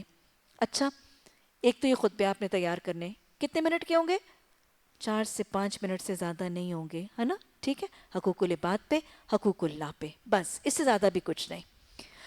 میں کہتی ہوں کسی معاشرے میں یہ 2 حقوق ہی دلوائے جانے لگیں تو انشاءاللہ بہت سی اصلاح ہو جاتی ہے, ٹھیک ہے. اور ہم جب دعوت دیں گے تو اس کی تنقید نہیں کریں گے, ہم جنرل بات کریں گے. اچھا, اس کے بعد حضرت یوسف علیہ السلام کا ایک اور معاملہ دیکھیے. کہاں ہے؟ قید خانے میں ہے. کوئی تکلیف اب تک ایسی ہے جو ان کو نہیں آئی؟ مالی, جسمانی, روحانی, سوشل, سائیکلوجیکل, اکنامک, کوئی ایسا کرائسس, کوئی آفت ہے ایسی جو ٹوٹی نہیں؟ سبھی کچھ تو آ گیا. ایک سے ایک تکلیف آتی چلی جا رہی, کڑی ہے, ایک لڑی, ایک سلسلہ ہے تکلیفوں, آفتوں, مصیبتوں, آزمائشوں کا. قید خانے میں پڑے ہیں, ماں باپ سے دور ہیں, دارالکفر میں ہے, غریب الوطن ہے, مالی تنگی ہے, بھوک ہے, افلاس ہے, قید ہے, تہمت ہے, الزام ہے, غلامی ہے, سب کچھ ہی تو ہے. اس سے زیادہ تکلیف ہم میں سے کسی کو آئی یا ہے یا کسی کو ہو سکتی ہے؟ یکجا اتنی تکلیفیں اور آزمائشیں, لیکن اس میں کیا نہیں چھوڑا؟ وہ جو ماشاء سب سے پہلے چھوڑتا ہے, اس تکلیف میں بھی وہ نہیں چھوڑا, دعوت نہیں چھوڑی. یہ ہے میری زندگی کا مقصد, تیرے دین کی سرفرازی. آج ہلکی سی مالی تنگی آتی ہے, میں کہتی ہوں گھر میں مہارانیوں کی میڈ چلی جاتی ہے. سب سے پہلا کام کون سا چھوٹتا ہے؟ میرا خیال ہے میں نے بات سمجھا دی. کوئی اونچ نیچ مد و جزر میری زندگی میں آتا ہے تو میرے اس معاشرے میں سب سے پہلا, وہ تو کام ہی ملا کا ہے, وہ تو کام ہی عالمہ کا ہے, میں تو ویسے ہی معاشرے پہ بڑا احسان کر رہی تھی. میں کوئی احسان نہیں کر رہی تھی. آج ہمارے زندگی میں سے اول تو 90% کی زندگی میں یہ کام آیا ہی نہیں, دعوت ابھی حصہ بنی ہی نہیں. اور جس کی بن بھی گئی اس کی زندگی میں سب سے پہلا کام ہلکے سے حالات کی اونچ نیچ میں سے جو نکلتا ہے وہ کیا ہے؟ کلاس پہ نہیں نہ جاتی. آج کیا فرق پڑتا ہے, ہر ہفتے ہی تو دیتی ہوں نا. یہ کلاسیں جب آپ کرنے لگیں گی اس میں ناغہ مت کیجیے گا, یہ میں آپ کو بتا رہی ہوں. جہاں بات کا ربط ضروری ہے وہاں کلاسوں کا تسلسل اور ربط ہونا بھی بہت ضروری ہے. جب یہ سلسلہ غیر مربوط ہو جاتا ہے اور یہ غیر مربوط کا پیغام میری طرف سے جانے لگتا ہے. مجھے بتائیں جب ماں 5 کی بجائے ایک دن 4 نمازیں بچے کے سامنے پڑھتی ہے تو بچے کو کیا پیغام جاتا ہے؟ ایک نماز چھوڑی جا سکتی ہے نا؟ تو جب ایک دعوت دینے والا استاد غیر حاضری کرنے لگتا ہے تو وہ طالب علموں کو کیا پیغام ملتا ہے؟ غیر حاضری کی جا سکتی ہے، تاخیر کی جا سکتی ہے، دنیاوی کاموں میں الجھ کے یہ دعوت میں سے ہاتھ نکالے جا سکتے ہیں. یہ پیغام آپ کی طرف سے نہیں جانا چاہیے آپ کے طالب علموں کو. لگاتار کنٹینیوٹی، تسلسل، ہر حالت میں کام چلتا رہے گا.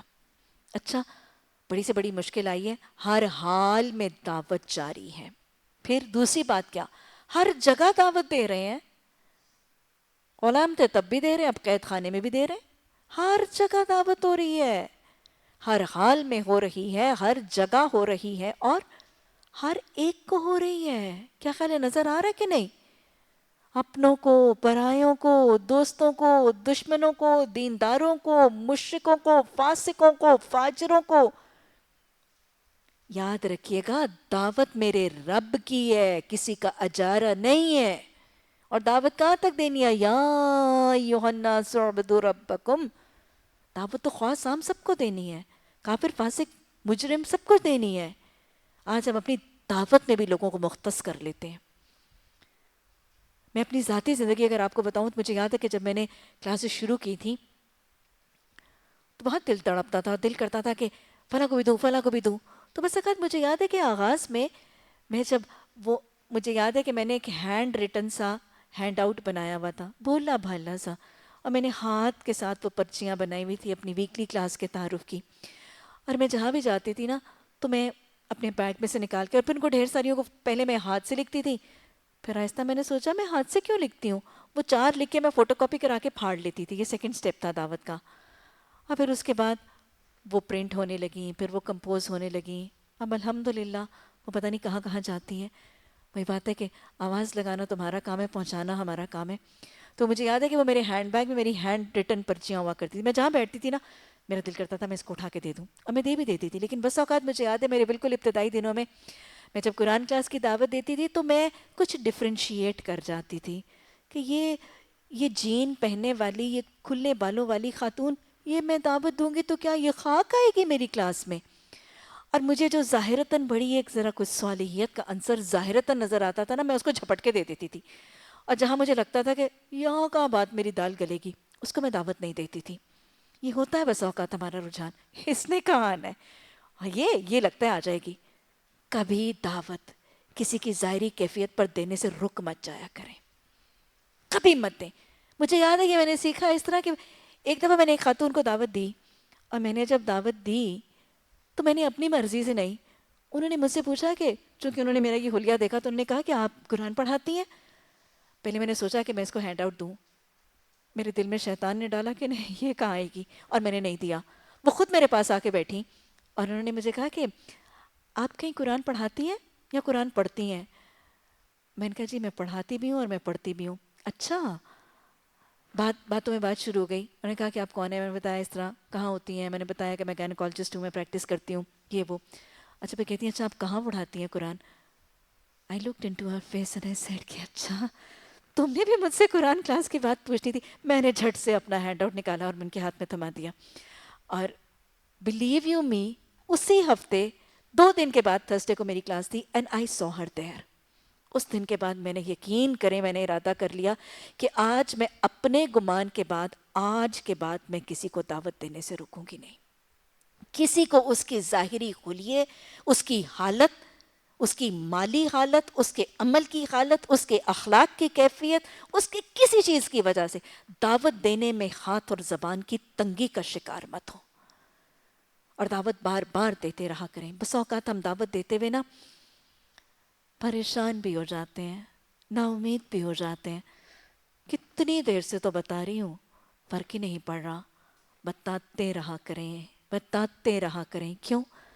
کیونکہ بس اوقات ایک ہی بات ایک شخص کو ایک ہی بات 10 دفعہ نہیں کلک کرتی لیکن 11ویں دفعہ کلک کر جاتی ہے. کیسے؟ کیونکہ دل کی حالت ہمیشہ ایک جیسی نہیں، ماحول ہمیشہ ایک جیسا نہیں ہوتا. وہی شخص جس کو ایک ہی بات میں نے 10 دفعہ بتائی، کسی کو غم کی حالت میں بات جلدی سمجھ آتی ہے، کسی کو خوشی میں سمجھ میں آتی ہے. کبھی دل کی کوئی ایسی کیفیت ہوتی ہے کہ وہی بات اس نے اپنے استاد سے 10 دفعہ سنی ہوتی ہے لیکن اثر نہیں ہوا ہوتا، لیکن بس ایک حالت میں وہی بات سننے کے بعد دل بدل جاتا ہے.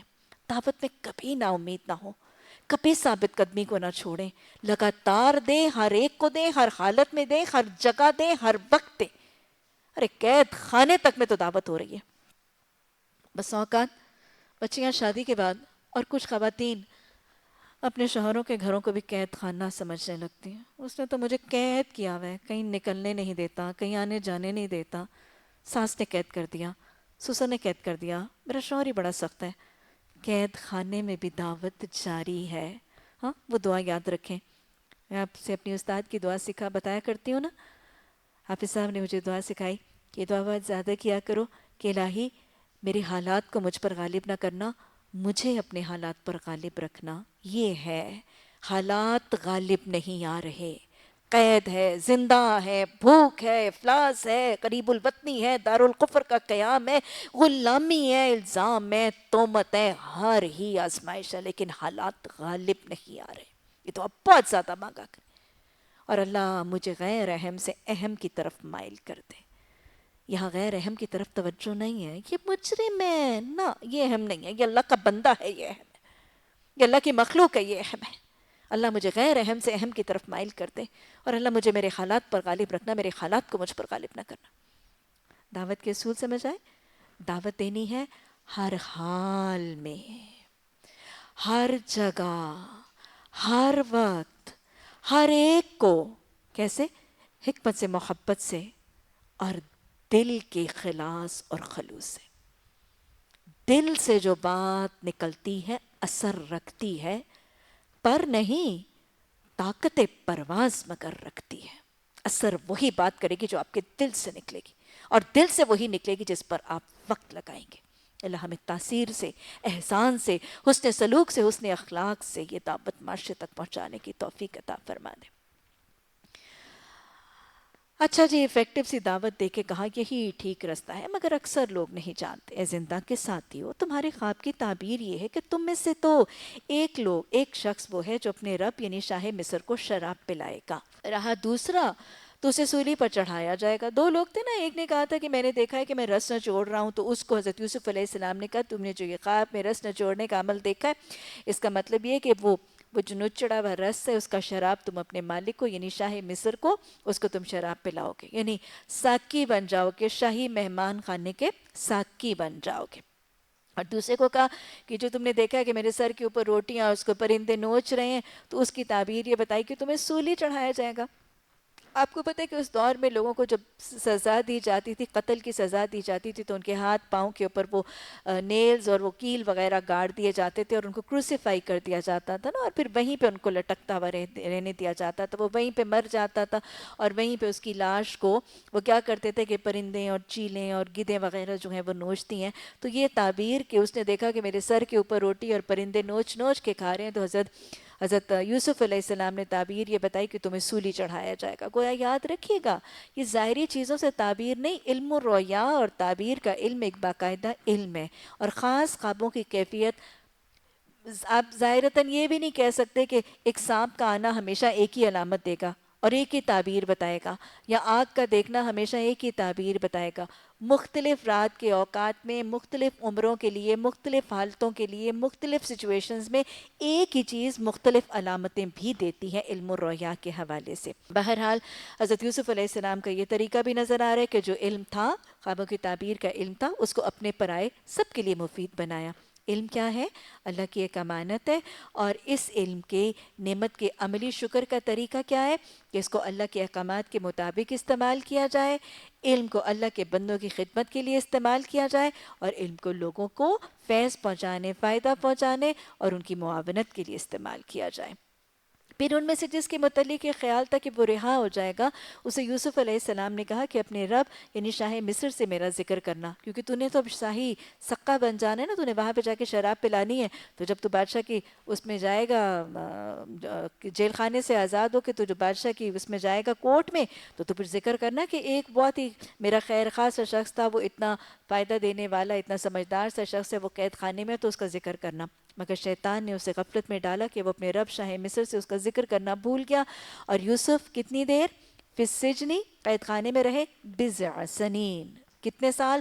اسے میں نے آپ کو ترجمہ لکھاتے ہوئے بتایا تھا، تقریباً 8 سے 9 سال، چند سال جو ہیں لیس دین اے ڈیکیڈ، کچھ میں آتے ہیں 3 سے 9 سال، جیسے ہم انگلش میں کہتے ہیں نا دہائی، اور پھر ہم صدی کہتے ہیں، تو اسی طرح، اور یا انگلش میں ہم ڈیکیڈ کہتے ہیں یا سینچری کہتے ہیں، اس طرح بضع سنین سے مراد چند سال، تقریباً 3 سے لے کے 9 یا 4 سے لے کے 8 سال تک اس سے مراد ہے۔ ایک اصول یہ بھی پتہ چلتا ہے کہ شیطان وعدہ خلافی کی طرف وسوسے ڈالتا ہے، شیطان نیکی بھلائی کے کاموں میں غفلت ڈالتا ہے، تو گویا اگر نیکی اور بھلائی کے کاموں میں عامل رہنا چاہتے ہیں تو پھر لگاتار کیا ضروری ہے؟ شیطان کے وسوسوں، شیطان کے دھوکوں اور شیطان کے فتنوں سے اللہ کی پناہ مانگنے ضروری ہے۔ اعوذ باللہ من الشیطان الرجیم کے اس عمل کو اپنے لیے جاری کر لیجئے۔ ایک روز بادشاہ نے کہا کہ میں نے خواب دیکھا ہے کہ 7 موٹی گائیں ہیں جن کو 7 دبلی گائیں کھا رہی ہیں، اور اناج کے 7 بالیں ہری ہیں اور دوسری 7 سوکھی ہیں۔ اے اہل دربار، مجھے اس خواب کی تعبیر بتاؤ اگر تم خوابوں کا مطلب سمجھتے ہو۔ پھر وہی بات سمجھ میں آ رہی ہے، خواب برحق ہیں، خوابوں کی تعبیر برحق ہے، اور یہ بھی سمجھ میں آ رہا ہے کہ خوابوں کی تعبیر ہر صاحب علم سے نہیں، صرف اس شخص سے جس کے پاس تعبیر کا علم ہے اس سے پوچھا جا سکتا ہے۔ لوگوں نے کہا یہ تو کچھ پریشان سے خیال ہیں، ہم نے ترجمے میں پڑھا تھا نا کہ یہ منتشر خیالوں کی گتھیاں ہیں، یہ کچھ گتھیاں ہیں، کچھ پوٹلیاں ہیں خیالوں کی، یعنی بکھرے ہوئے پراگندہ سے خیال ہے، اور ہمیں اس طرح کے خوابوں کا مطلب نہیں آتا۔ گویا کیا اصول پتہ چل رہا ہے کہ جس شخص کے پاس خوابوں کی تعبیر کا علم نہ ہو وہ تعبیر نہیں بتائے گا، اور جس کے پاس علم ہے بھی اگر اس وقت اس کو سمجھ نہیں آ رہا تو بھی وہ کیا کہہ دے گا، وہ اپنی انا کا معاملہ یا اپنے تکبر کے معاملے میں آ کے جھوٹ موٹ سے گھڑ کے نہیں بتا دے گا، وہ کیا کہے گا، لا ادری، مجھے نہیں پتا۔ علم کی کمی کا اعتراف کرنا ایک صاحب علم کا ظرف بھی ہے اور اس کے لیے لازم بھی ہے۔ ان 2 قیدیوں میں سے جو شخص بچ گیا تھا اور اسے ایک مدت دراز کے بعد اب بات یاد آئی تو اس نے کہا کہ آپ حضرات کو اس کی تعویل بتاتا ہوں، مجھے ذرا قید خانے میں یوسف علیہ السلام کے پاس بھیج دیں۔ یہ ہے میرا رب، میں نے اپنے رب کو اپنے ارادوں کے ٹوٹنے سے پہچانا، یہ ہے میرا رب۔ اللہ سبحانہ تعالیٰ نے جب جہاں جو چیز کا ارادہ کیا ہوتا ہے وہ کر ڈالتا ہے۔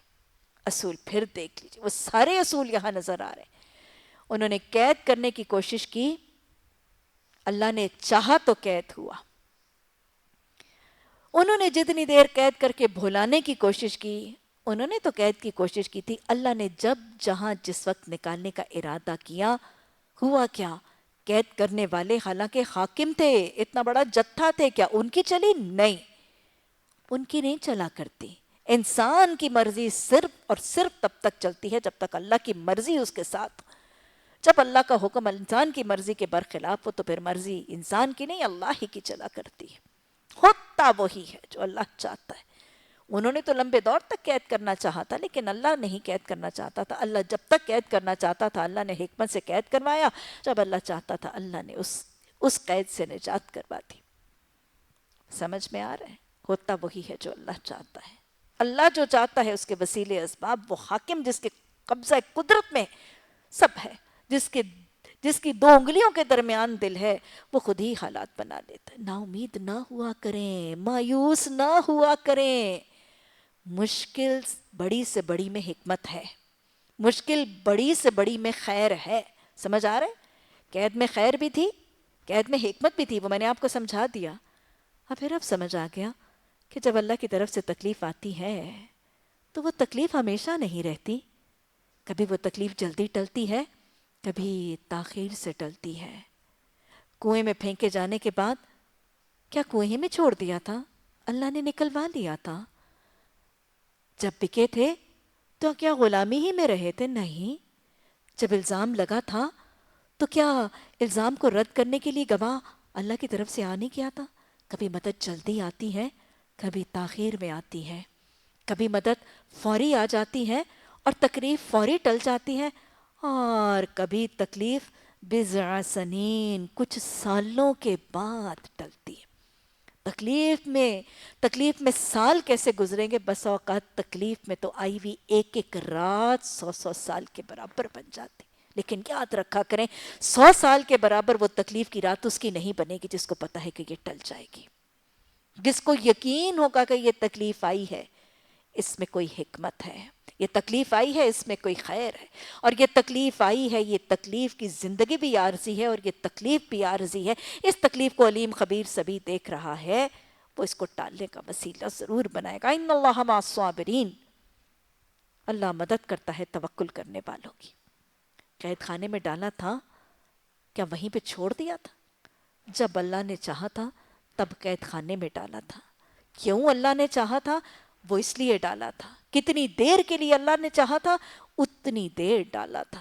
اور جب اللہ نے نکالنا چاہا تھا، یاد رکھیے گا، جب اللہ کسی کے ساتھ خیر کا ارادہ کر لے تو پھر دنیا کی کوئی طاقت اس کی خیر کو روک نہیں سکتی. اور جب اللہ تکلیف کا ارادہ کر لے تو پھر کوئی بڑی سے بڑی طاقت تکلیف سے بچا نہیں سکتی. مجھے پلٹنا کس کی طرف ہے؟ مجھے بھروسہ کس پر کرنا ہے؟ مجھے رجوع کس پر کرنا ہے؟ مجھے توکل بھی اسی پر کرنا ہے، مجھے رجوع بھی اسی کی طرف کرنا ہے، مجھے حاجت روائی بھی اسی کے سامنے کرنی ہے، مجھے جھولی بھی اسی کے آگے پھیلانی ہے. اللہ تکلیفیں کاٹ دیتا ہے، اور جب کاٹتا ہے تو پھر وہ اپنی شان سے کاٹتا ہے. کس کی کاٹتا ہے؟ جو صبر کرتے ہیں. کس کی سنتا ہے؟ جو توکل کرتے ہیں. اور کس کی کاٹتا ہے؟ جو دعائیں کر کے اس کی طرف پلٹتے ہیں. کل میں نے ایک بہت انٹرسٹنگ سا فیس بک پر کسی نے مجھے پوسٹ کیا، بہت انٹرسٹنگ سا واقعہ ہے، میں آپ کے ساتھ شیئر بھی کرنا چاہتی ہوں. کافی لبے لباب اس سے ساتھ ملتا جلتا بھی ہے. واقعہ بہت انٹرسٹنگلی نریٹ بھی ہوا تھا، شاید میں اتنی اچھی طرح نریٹ نہیں کر پاؤں گی. قصہ انہوں نے سنایا بنیادی طور پر ایک ڈاکٹر کا. وہ ڈاکٹر نیورولوجسٹ تھا.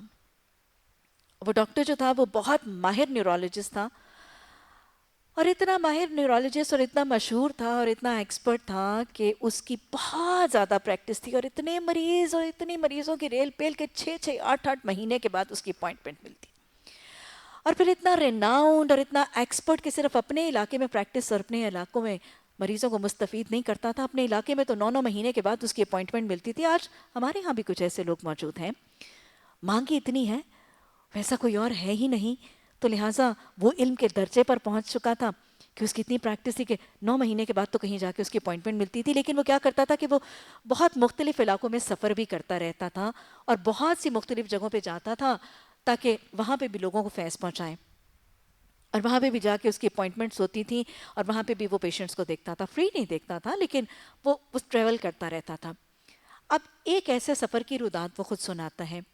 یہ نیورولوجسٹ ڈاکٹر خود اپنے سفر کی رودات سناتے ہیں. وہ کہتے ہیں کہ میں میری کہیں ایک اور علاقے میں بہت زیادہ بکنگز تھیں اور بہت زیادہ فرمائش پہ مجھے وہاں بلایا گیا، اور میں ٹریول کرنے کے لیے بائی ایئر جا رہا تھا. میں جہاز پر سوار تھا، اور just in the middle of the travel کیا ہوا کہ ایک دم سے جسٹ فرام نو ویئر، کوئی کہیں بادل نہیں تھے، کوئی ویدر میں فورکاسٹ نہیں تھی بارش کی، کچھ بھی نہیں تھا، اور مڈل آف نو ویئر ایک دم سے بہت زیادہ بارش، طوفان، آندھی، بجلی کڑکنے لگتی ہے، اور ہمارا جہاز جو ہے نا وہ ڈگمگانے لگتا ہے. اور پھر کہتے ہیں کہ ایک دم سے کیا ہوا کہ وہ جو بجلی ہے نا اس کی کڑک جہاز کے ایک انجن پر پڑی، اور جہاز کا ایک انجن خراب ہو گیا. اور کہتے ہیں کہ پائلٹ کو فورس لینڈنگ کرنی پڑی، جیسے زبردستی لینڈ کرنا پڑتا ہے، اور ہم نے زبردستی لینڈ کیا، اور لینڈ ایسے امن سے کیا کہ ہمارے پورے کریو اور پورے کے پورے جو مسافر تھے ان میں سے کسی ایک کا بال بھی بیکا نہیں ہوا. بڑی مشکل سی کریش لینڈنگ، وہ پائلٹ بھی بہت ہی ایکسپرٹ تھا، کریش لینڈنگ ہوئی، ایکسپرٹ کریش لینڈنگ ہوئی، اور بس ہم سارے کے سارے بچ گئے.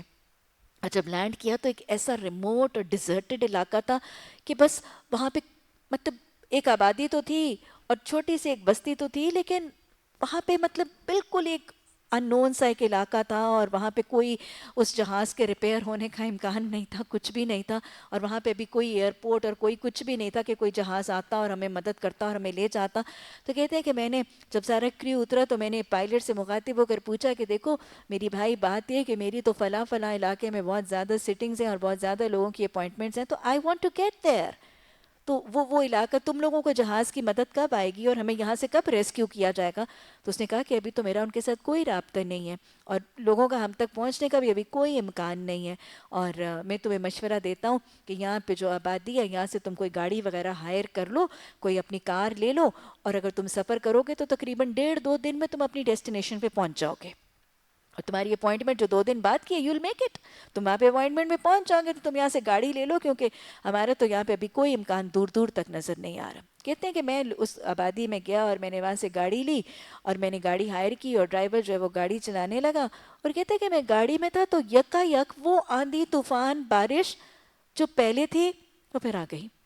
اور کہتی کہ اتنی بارش ہونے لگی، اتنی بجلی کڑکنے لگی، اتنی موسلا دھار بارش ہو گئی کہ سڑک جل تھل ہو گئی.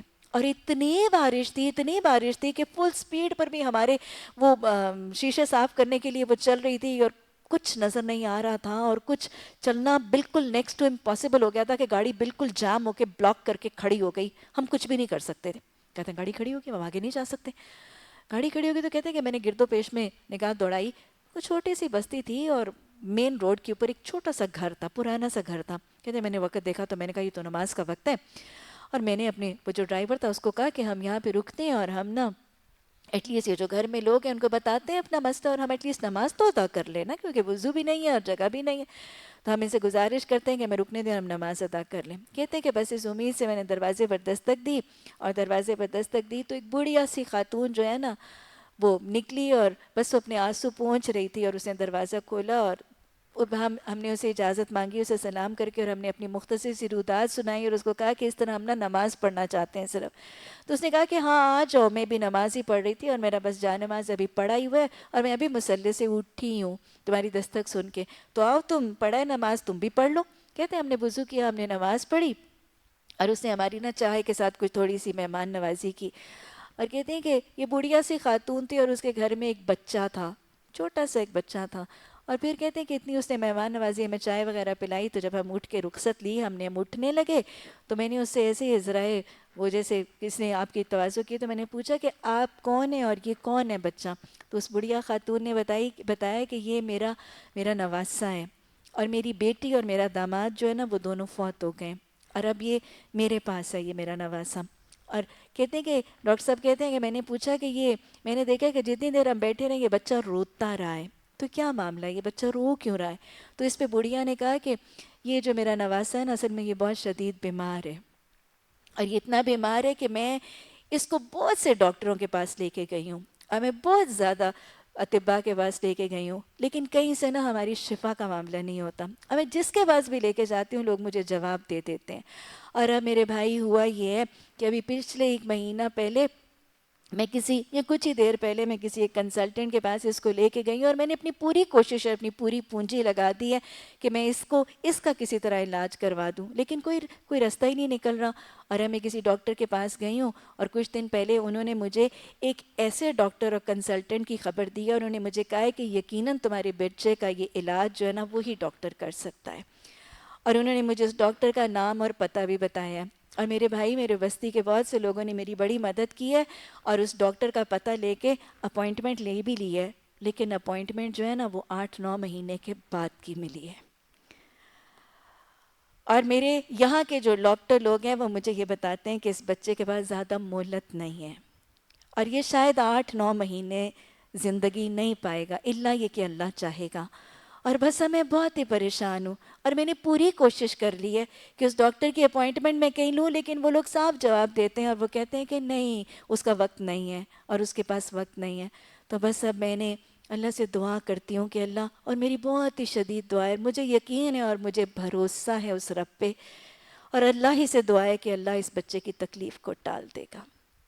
کہتے ہیں ڈاکٹر صاحب کہ جب اس خاتون نے مجھے یہ کہا تو میں نے صرف اس کو اتنا پوچھا کہ بڑی بھی اس ڈاکٹر کا نام تو بتائیے. میرا ڈاکٹروں میں بہت رسوخ ہے. کہتے ہیں میں نے اس دل سے سوچا کہ میرا اتنا رسوخ ہے، ہو سکتا ہے کہ میں کوئی ذریعہ بنوں. کہتے ہیں کہ اس خاتون نے جب اس ڈاکٹر کا نام بتایا تو میں پھوٹ پھوٹ کے رونے لگا. کیونکہ وہ ڈاکٹر کون تھا؟ وہ کہتے ہیں کہ اس وقت مجھے اس بارش کا وقت کی وجہ بھی پتہ چل گئی، مجھے اس آندھی کی وجہ بھی پتہ چل گئی، اور مجھے اس بجلی کے کڑکنے اور اپنے جہاز کے گرائے جانے اور اس دلدل کی وجہ بھی پتہ چل گئی کہ یہ بڑھیا تھی جس کی دعا، جس کا توکل، جس کا صبر، جس کا ایمان باللہ اللہ کو اتنا پسند آ گیا تھا کہ اللہ نے اس کی تکلیف کے ٹالنے کا ارادہ کر کے ہواؤں کو، بجلی کو، طوفان کو، بارش کو، سائقے کو، زمین کو، اس کیچڑ کو اس کا معاون بنا دیا تھا. اللہ تکلیف دیتا ہے تو وہ ٹالتا ہے، ٹال وہی سکتا ہے، اس کے علاوہ اور کوئی ٹال نہیں سکتا. اور جب وہ میرا رب ٹالنے کا ارادہ کر لیتا ہے تو پھر وہ تکلیف ضرور ٹل جاتی ہے. ٹالتا کن کی ہے؟ جن کو اس کی پہچان ہے، جو اس پر توکل کرتے ہیں، جو اس کی طرف رجوع کر کے اس کے ساتھ انابت کا طریقہ اختیار کرتے ہیں. اللہم اجعلنی صبورا وجعلنی شکورا، اللہم اجعلنی من التوابین وجعلنی من المتطہرین. اللہ سبحانہ تعالیٰ نے حضرت یوسف علیہ السلام کی تکلیف ٹال دی. قیدیوں کو یاد آ گیا، جب چاہا تھا قیدیوں کو بھلا دیا، جب چاہا تھا قیدیوں کو یاد کرا دیا. 2 قیدیوں میں سے جو شخص بچ گیا تھا اسے ایک مدت دراز کے بعد اب بات یاد آئی. اس نے کہا آپ حضرات کو میں اس کی تعویل بتاتا ہوں، مجھے ذرا قید خانے میں یوسف علیہ السلام کے پاس بھیج دیں. ہم کے پاس جا کر کہا اے یوسف، کیا کہا؟ ایھا صدیق، پتہ ہے لوگ بار بار کیوں آتے ہیں دائیوں کے پاس؟ ان کا سچ، ان کا احسان، ان کے اخلاق، ان کے فضائل اعمال دعوت کا ذریعہ بن رہا.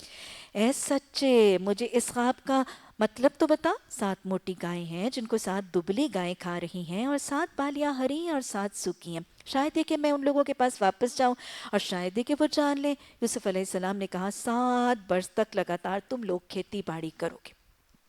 کون آیا تھا؟ یہ کون سوال کر رہا ہے؟ کون خوابوں کی تعبیر کا علم پوچھ رہا ہے؟ ہاں، ایک مجرم، اللہ کا نافرمان، کافر ہے، سرکش ہے، بت پرست ہے. ارے ظالم قوم کی تھالی کا چٹا بٹا ہے. یہ کون سی قوم کے، کون سے بادشاہ کا؟ وہ بادشاہ، وہ قوم جس نے حضرت یوسف علیہ السلام کے پاک دامن کے اوپر بدکاری کا دھبا لگایا تھا.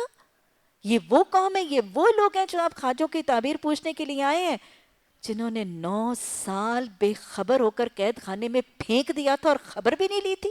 یہ لوگ آئے ہیں، یہ لوگ آئے ہیں خبر لینے کے لیے، تعویل پوچھنے کے لیے.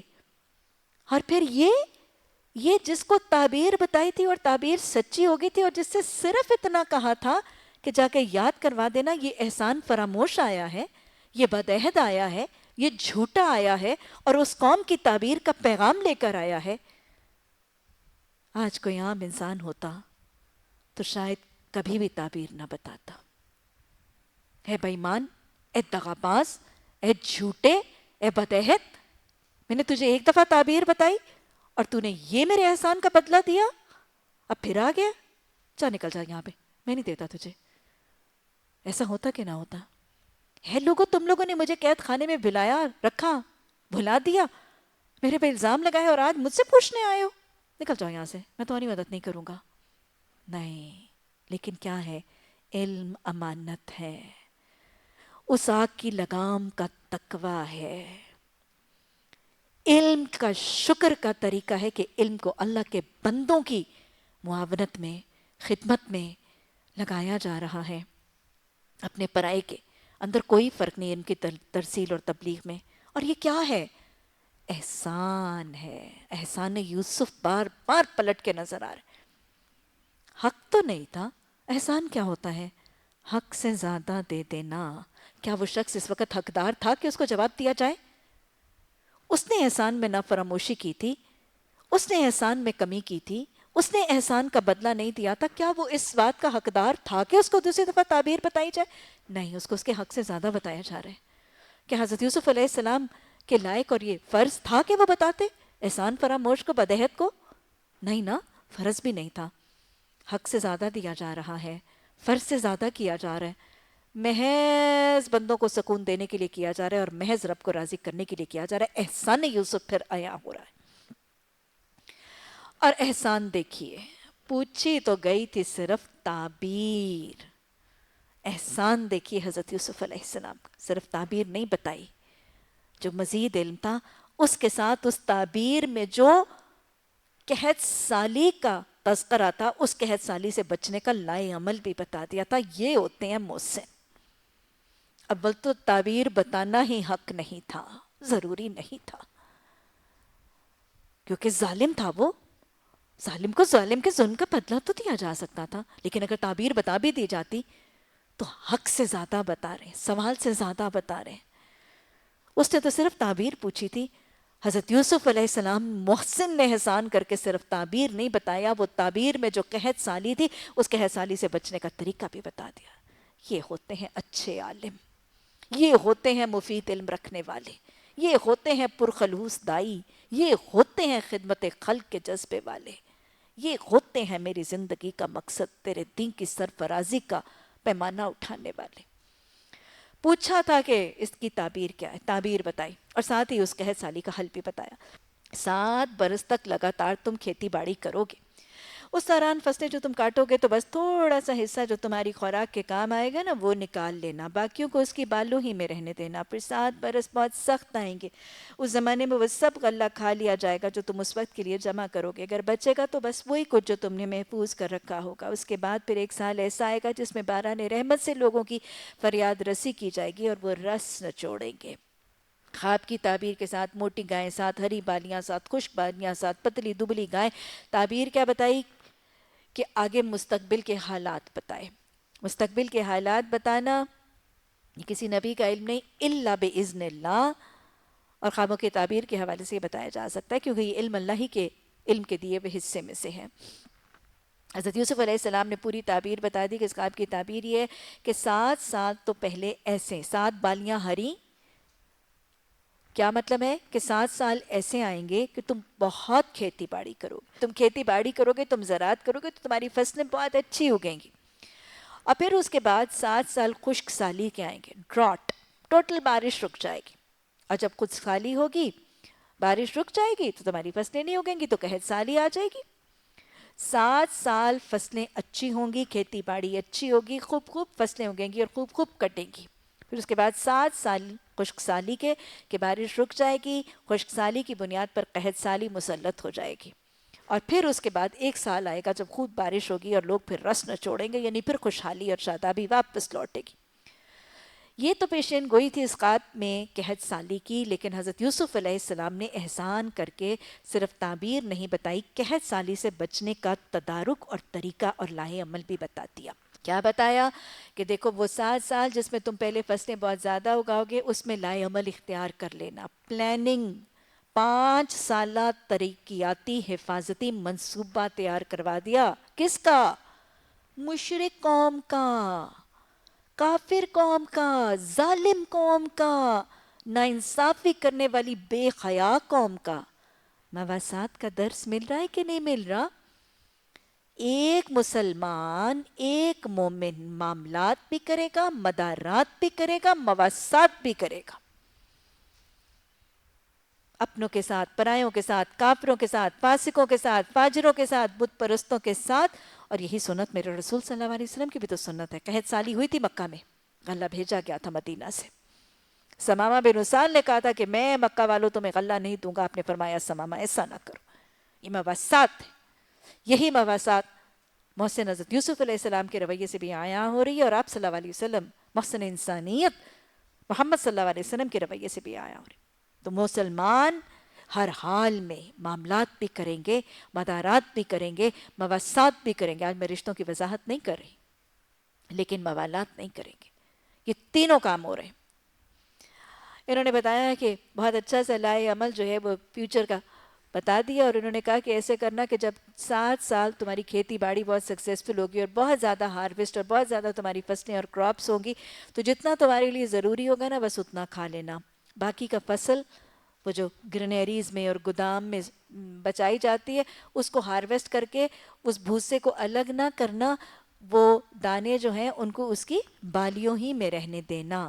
یاد رکھیے گا، میرے رحمان رب نے دانے کی حفاظت کے لیے وہ جو خوشے بنائے ہیں گندم کے، اور اس میں اس کو بھوسے کے غلاف میں کور کیا، وہ اس کی حفاظت کا بہترین طریقہ ہے۔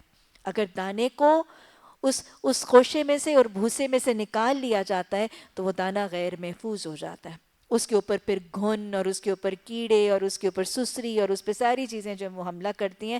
لیکن اس کو اگر اسینشلی اسی خوشے اسی گچھے کے اندر رہنے دیا جائے تو پھر اس پر گھن وغیرہ کے لگنے اور اس کے اثرات کا معاملہ جو ہے وہ نہیں ہوتا۔ اللہ سبحانہ تعالیٰ نے اسینشلی اس کو بہت خوبصورت طریقے سے پیک کر دیا ہے، اور وہ جو گندم کا خوشہ اور گندم کی جو بالی ہے، اس گندم کے دانے کی حفاظت کا بہت خوبصورت فطری طریقہ ہے۔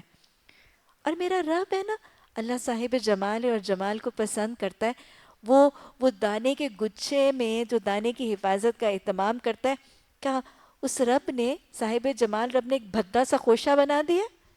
کبھی دیکھا ہے گندم کا خوشہ کتنا خوبصورت ہے، کتنا آرٹسٹک ہے، کتنا اسٹائلش ہے، اس کا ایک ایک خوشہ الگ، اور پھر اس کے آگے ایک وہ لمبا سا خوبصورت سا اسٹرک، اتنا خوبصورت ہے کہ ہم اپنے گھر کی ڈرائی ارینجمنٹس میں اس کو سجاتے ہیں، پھر اس کو گولڈن بناتے ہیں، اس کو کلرڈ کرتے ہیں، اپنے ڈرائنگ رومز اور اپنے لاؤنجز اسے سجا سجا کے۔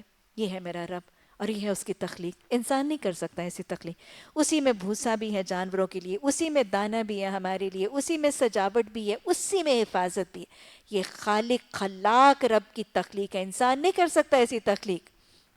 بہرحال حضرت یوسف علیہ السلام نے کہا کہ وہ جو دانے ہیں ان کو اس کی بالیوں میں ہی رہنے دینا، آٹومیٹکلی حفاظت ہوگی، تمہیں کوئی پریزرویٹیوز وغیرہ ڈالنے کی ضرورت نہیں ہوگی، کوئی انسیکٹیسائڈ اسپرے کرنے، کیونکہ جو انسیکٹیسائڈز بھی ڈالے جاتے ہیں یہ بھی کیا کرتے ہیں، یہ بھی تو گندم گیہوں کو خراب کرتے ہیں اور ہماری خوراک میں ضرر رساں اثرات پیدا کرتے ہیں۔ کہا کہ تم ان کو ویسے بالیوں میں رہنے دینا، اب اس کے بعد جب 7 قحط سالی کے سال آئیں گے تو پہلے جو تم نے کھانا پلاننگ سے استعمال کیا تھا نا گندم، جو تم نے جتنا ضروری تھا کھا لیا تھا، ضیاء، ریا، اسراف، بے نظم طریقے سے ضائع ہونے سے بچا کے، سمجھ کے، سمجھداری سے بچا کے رکھا تھا، تو وہ اگلے قحط سالی کے 7 سالوں میں تمہارے کام آ جائے گا۔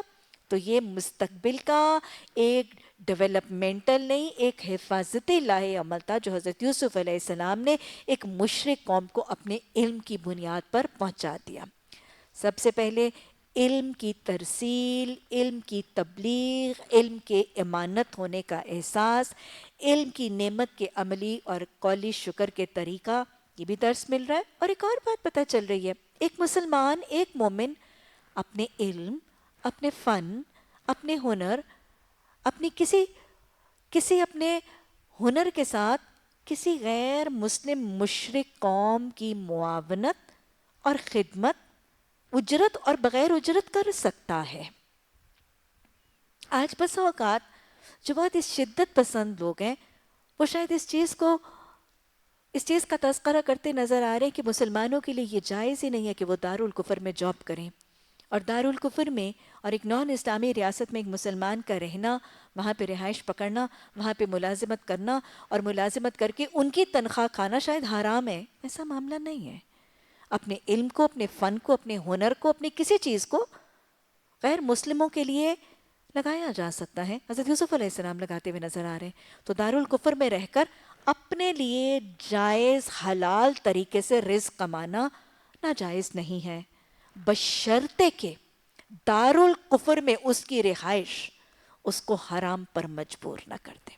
اگر ایک مسلمان، اگر ایک مومن دارالکفر میں رہ کر اپنا ایمان، اپنا اسلام بچا سکتا ہے، اپنا اور اپنی اولادوں اور اپنی ذریت اور اپنے گھر والوں کا اسلام اور ایمان بچا سکتا ہے، اللہ کی حدود، اللہ کی قیود، اللہ کے حلال، اللہ کے حرام کی حدود کے اندر رہ سکتا ہے، وہاں ذبیح کھا سکتا ہے، وہاں بہت سی چیزوں سے بچ کر اپنے رب کے احکامات کے مطابق اگر دارالکفر میں رہ کر زندگی گزار کر وہاں پہ رزق حلال کما سکتا ہے تو شریعت اس کے متنافی نہیں ہے، شریعت اس میں ممانعت نہیں کرے گی، اس کو مکروہ نہیں سمجھا جائے گا۔ کیونکہ آپ دیکھیے کہ ہمارا دین بہت پریکٹیکل ہے۔ اگر ایک شخص رہتا ہی دارالکفر میں تھا، اس کی پراپرٹی، اس کا گھر بار، عزیز اقارب، اس کا سوشل سرکل اسی دارالکفر میں، اور وہ دائرہ اسلام میں داخل ہو گیا، اور کچھ مسلمانوں نے یہ کہہ دیا کہ اب دارالکفر میں رہنا اس کے لیے حرام ہے. وہ کیا کرے گا؟ کہاں جائے گا؟ کیسے جائے گا؟ اگر وہ نہ جا سکا تو کیا وہ واپس کفر میں کہیں پلٹ تو نہیں جائے گا اگر ہم نے ایسے فتوے صادر کر دیے؟ اور اگر ایسے فتوے صادر کرنے والوں کی وجہ سے اگر وہ کفر میں پلٹا تو گناہ میں کون شامل ہوگا؟ ایسا سختی کا، ایسی شدت کا فتویٰ صادر کرنے والا بھی شامل ہوگا اس کے اس مرتد ہونے میں. تو یاد رکھیے کہ دارالکفر میں رہ کے حدود اللہ کے مطابق اگر کوئی مسلمان زندگی گزار سکتا ہے اور وہاں پہ کسب حلال کما سکتا ہے تو کسی غیر مسلم قوم کی خدمت یا ان کی سروس یا ان کے جاب کو حرام نہیں کہا جا سکتا. زندگی حدود اللہ کے مطابق، اسلام اور دین کے رنگ کے مطابق ہے اور رزق حلال ہے تو پھر یہ مکروہ نہیں ہے. ہاں البتہ پسندیدہ ضرور ہوگا کہ ایک مسلمان اپنے وقت، اپنی صلاحیتیں، اپنا مال، اپنی توجہ، اپنی خدمات ایک اسلامی ریاست کو لگائے، مسلمانوں کو طاقت اور قوت دے. لیکن اگر کوئی مجبور ہے، پھنس گیا ہے تو پھر اس کے لیے کراہت نہیں کہی جا سکتی، اس کو حرام نہیں کہا جا سکتا. مجھے بتائیں آج کیا اسلامی ریاستیں سب کو ویزے بانٹتی پھرتی ہیں کہ دارالکفر سے سارے لوگ ہی مائگریٹ کر کے آ جائیں؟ بانٹتی پھرتی ہیں؟ کیا سعودی عربیہ یا پاکستان ایسے دارالکفر میں رہنے والے مسلمانوں کے لیے اپنے دروازے کھولے ہوئے بیٹھے ہیں؟ ہم لوگ، ہم تو نہیں دیتے ویزا. اسلامی ریاستیں تو نہیں دیتی ویزا. اب جب اسلامی ریاستیں ویزا دینے پر تیار نہیں تو وہ بیچارہ جو دارالکفر میں مجبور بیٹھا ہے وہ کیا کرے؟ کیا اس کے اوپر پھر علماء یہ فتویٰ بھی صادر کریں گے کہ وہ حرام کھا رہا ہے؟ نہیں، وہ حرام نہیں کھا رہا. اس کے لیے اس چیز کی اجازت ہے بشرطے کہ قرآن اور حدیث کی حدود موجود ہیں. خدمت خلق اللہ سبحانہ تعالیٰ کو پسند ہے، مسلمانوں کی بھی کرنی ہے، غیر مسلمانوں کا کرنا بھی مواسات کے حوالے سے اور ان کو دین کی طرف مائل کرنے کے حوالے سے ضروری ہے.